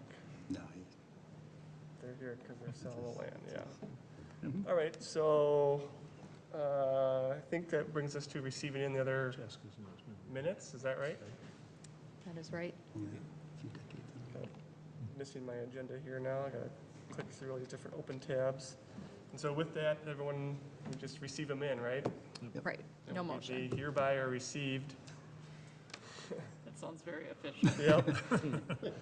And So I think just other business. And I'll just start, Nate and I had spoken briefly about, I don't even know what you want to call it, a potential smaller scale workshop with a third party on planning commission and just the city, just kind of refreshing stuff. Could you help? Yeah. Help me here, I'm floundering. Sure, yeah, that's clear. Okay. Anybody want to second that? Yeah, so what Commissioner or Chair Brass and I talked about, and this was just earlier this week, and this sort of comes out of, during my time as an assistant administrator for Chaska, I was the staff liaison to the Human Rights Commission. And the Human Rights Commission had some interest after a point in time when there was a lot of turnover, there was a new chair in place, new faces on the commission, in getting a little bit more training on topics like governance and, the reason for a Human Rights Commission, what their sort of mission, within the organization is, and things like that. And so it occurred to me that that pattern of facts seems similar in this situation. We have a new chair, a few new faces who were appointed, at the beginning of this year. Perhaps something like that would be of interest to this group. So there is an individual that we've worked with in the past who does this. That's kind of part of her portfolio. She's an attorney. But as part of what she does and offers to various communities, and she'll go out and do that sort of thing. So she'll talk about governance, data practices, open meeting law, but then also things that might be more pertinent to the Planning Commission, like what is a comprehensive plan, what is a zoning code, some of those things that I think you guys, I'm not saying that you don't understand that stuff. I think a lot of you have come to understand that very well or already had an understanding coming in. But those are the sort of topics that she would cover. So I just wanted to offer that up. If you all think that is something useful, I'm not trying to impose that on you. If you prefer to use your evening times in other ways, I completely get it. And I don't perceive there's something completely broken here that needs fixing. But it's a resource that could be available to just help kind of, develop your knowledge. And we're talking like a couple hours maybe. It would be, I think what would be appropriate and probably what is most palatable to folks would be something like a 90-minute presentation with maybe 30 minutes for a Q&A and, discussion. Yeah. So like a 2-hour tops thing. I think we would try to do it to the extent that we can, foresee it, hopefully line it up with a meeting that there's not a whole lot of items. So maybe a quiered meeting. We could do it as a work session ahead of a meeting or something like that, or on a different night if you prefer. My assumption is that you kind of like to at least consolidate to the evening that we already have planned. But there's a number of ways that we can look at it. It could happen in talking with her in her schedule, at least last time I talked to her, and this was maybe a month or two ago. It looked like she'd have some opportunity this fall, but we could always look out further too. We will have at least one opening that will need to be refilled. Hopefully, we'll be able to refill it in January. And so, we might look at it and say, well, maybe like a February timeline makes some sense, so we could get those new folks involved.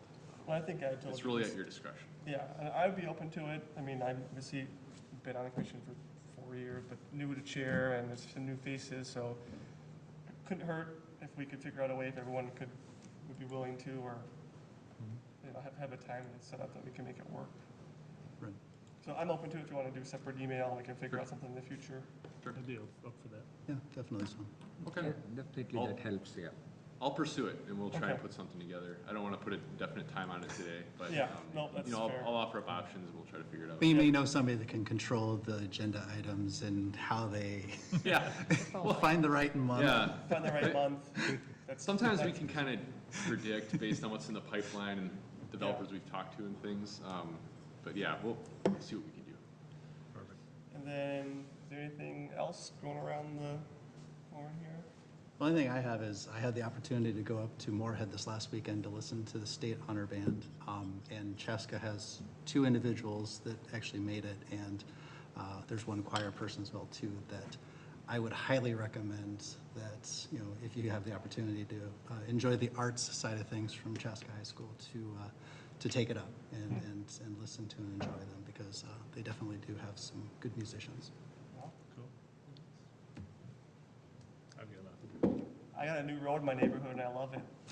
And all the kids on their scooters and bikes think it's the best thing ever. It's super smooth. So that was my deal.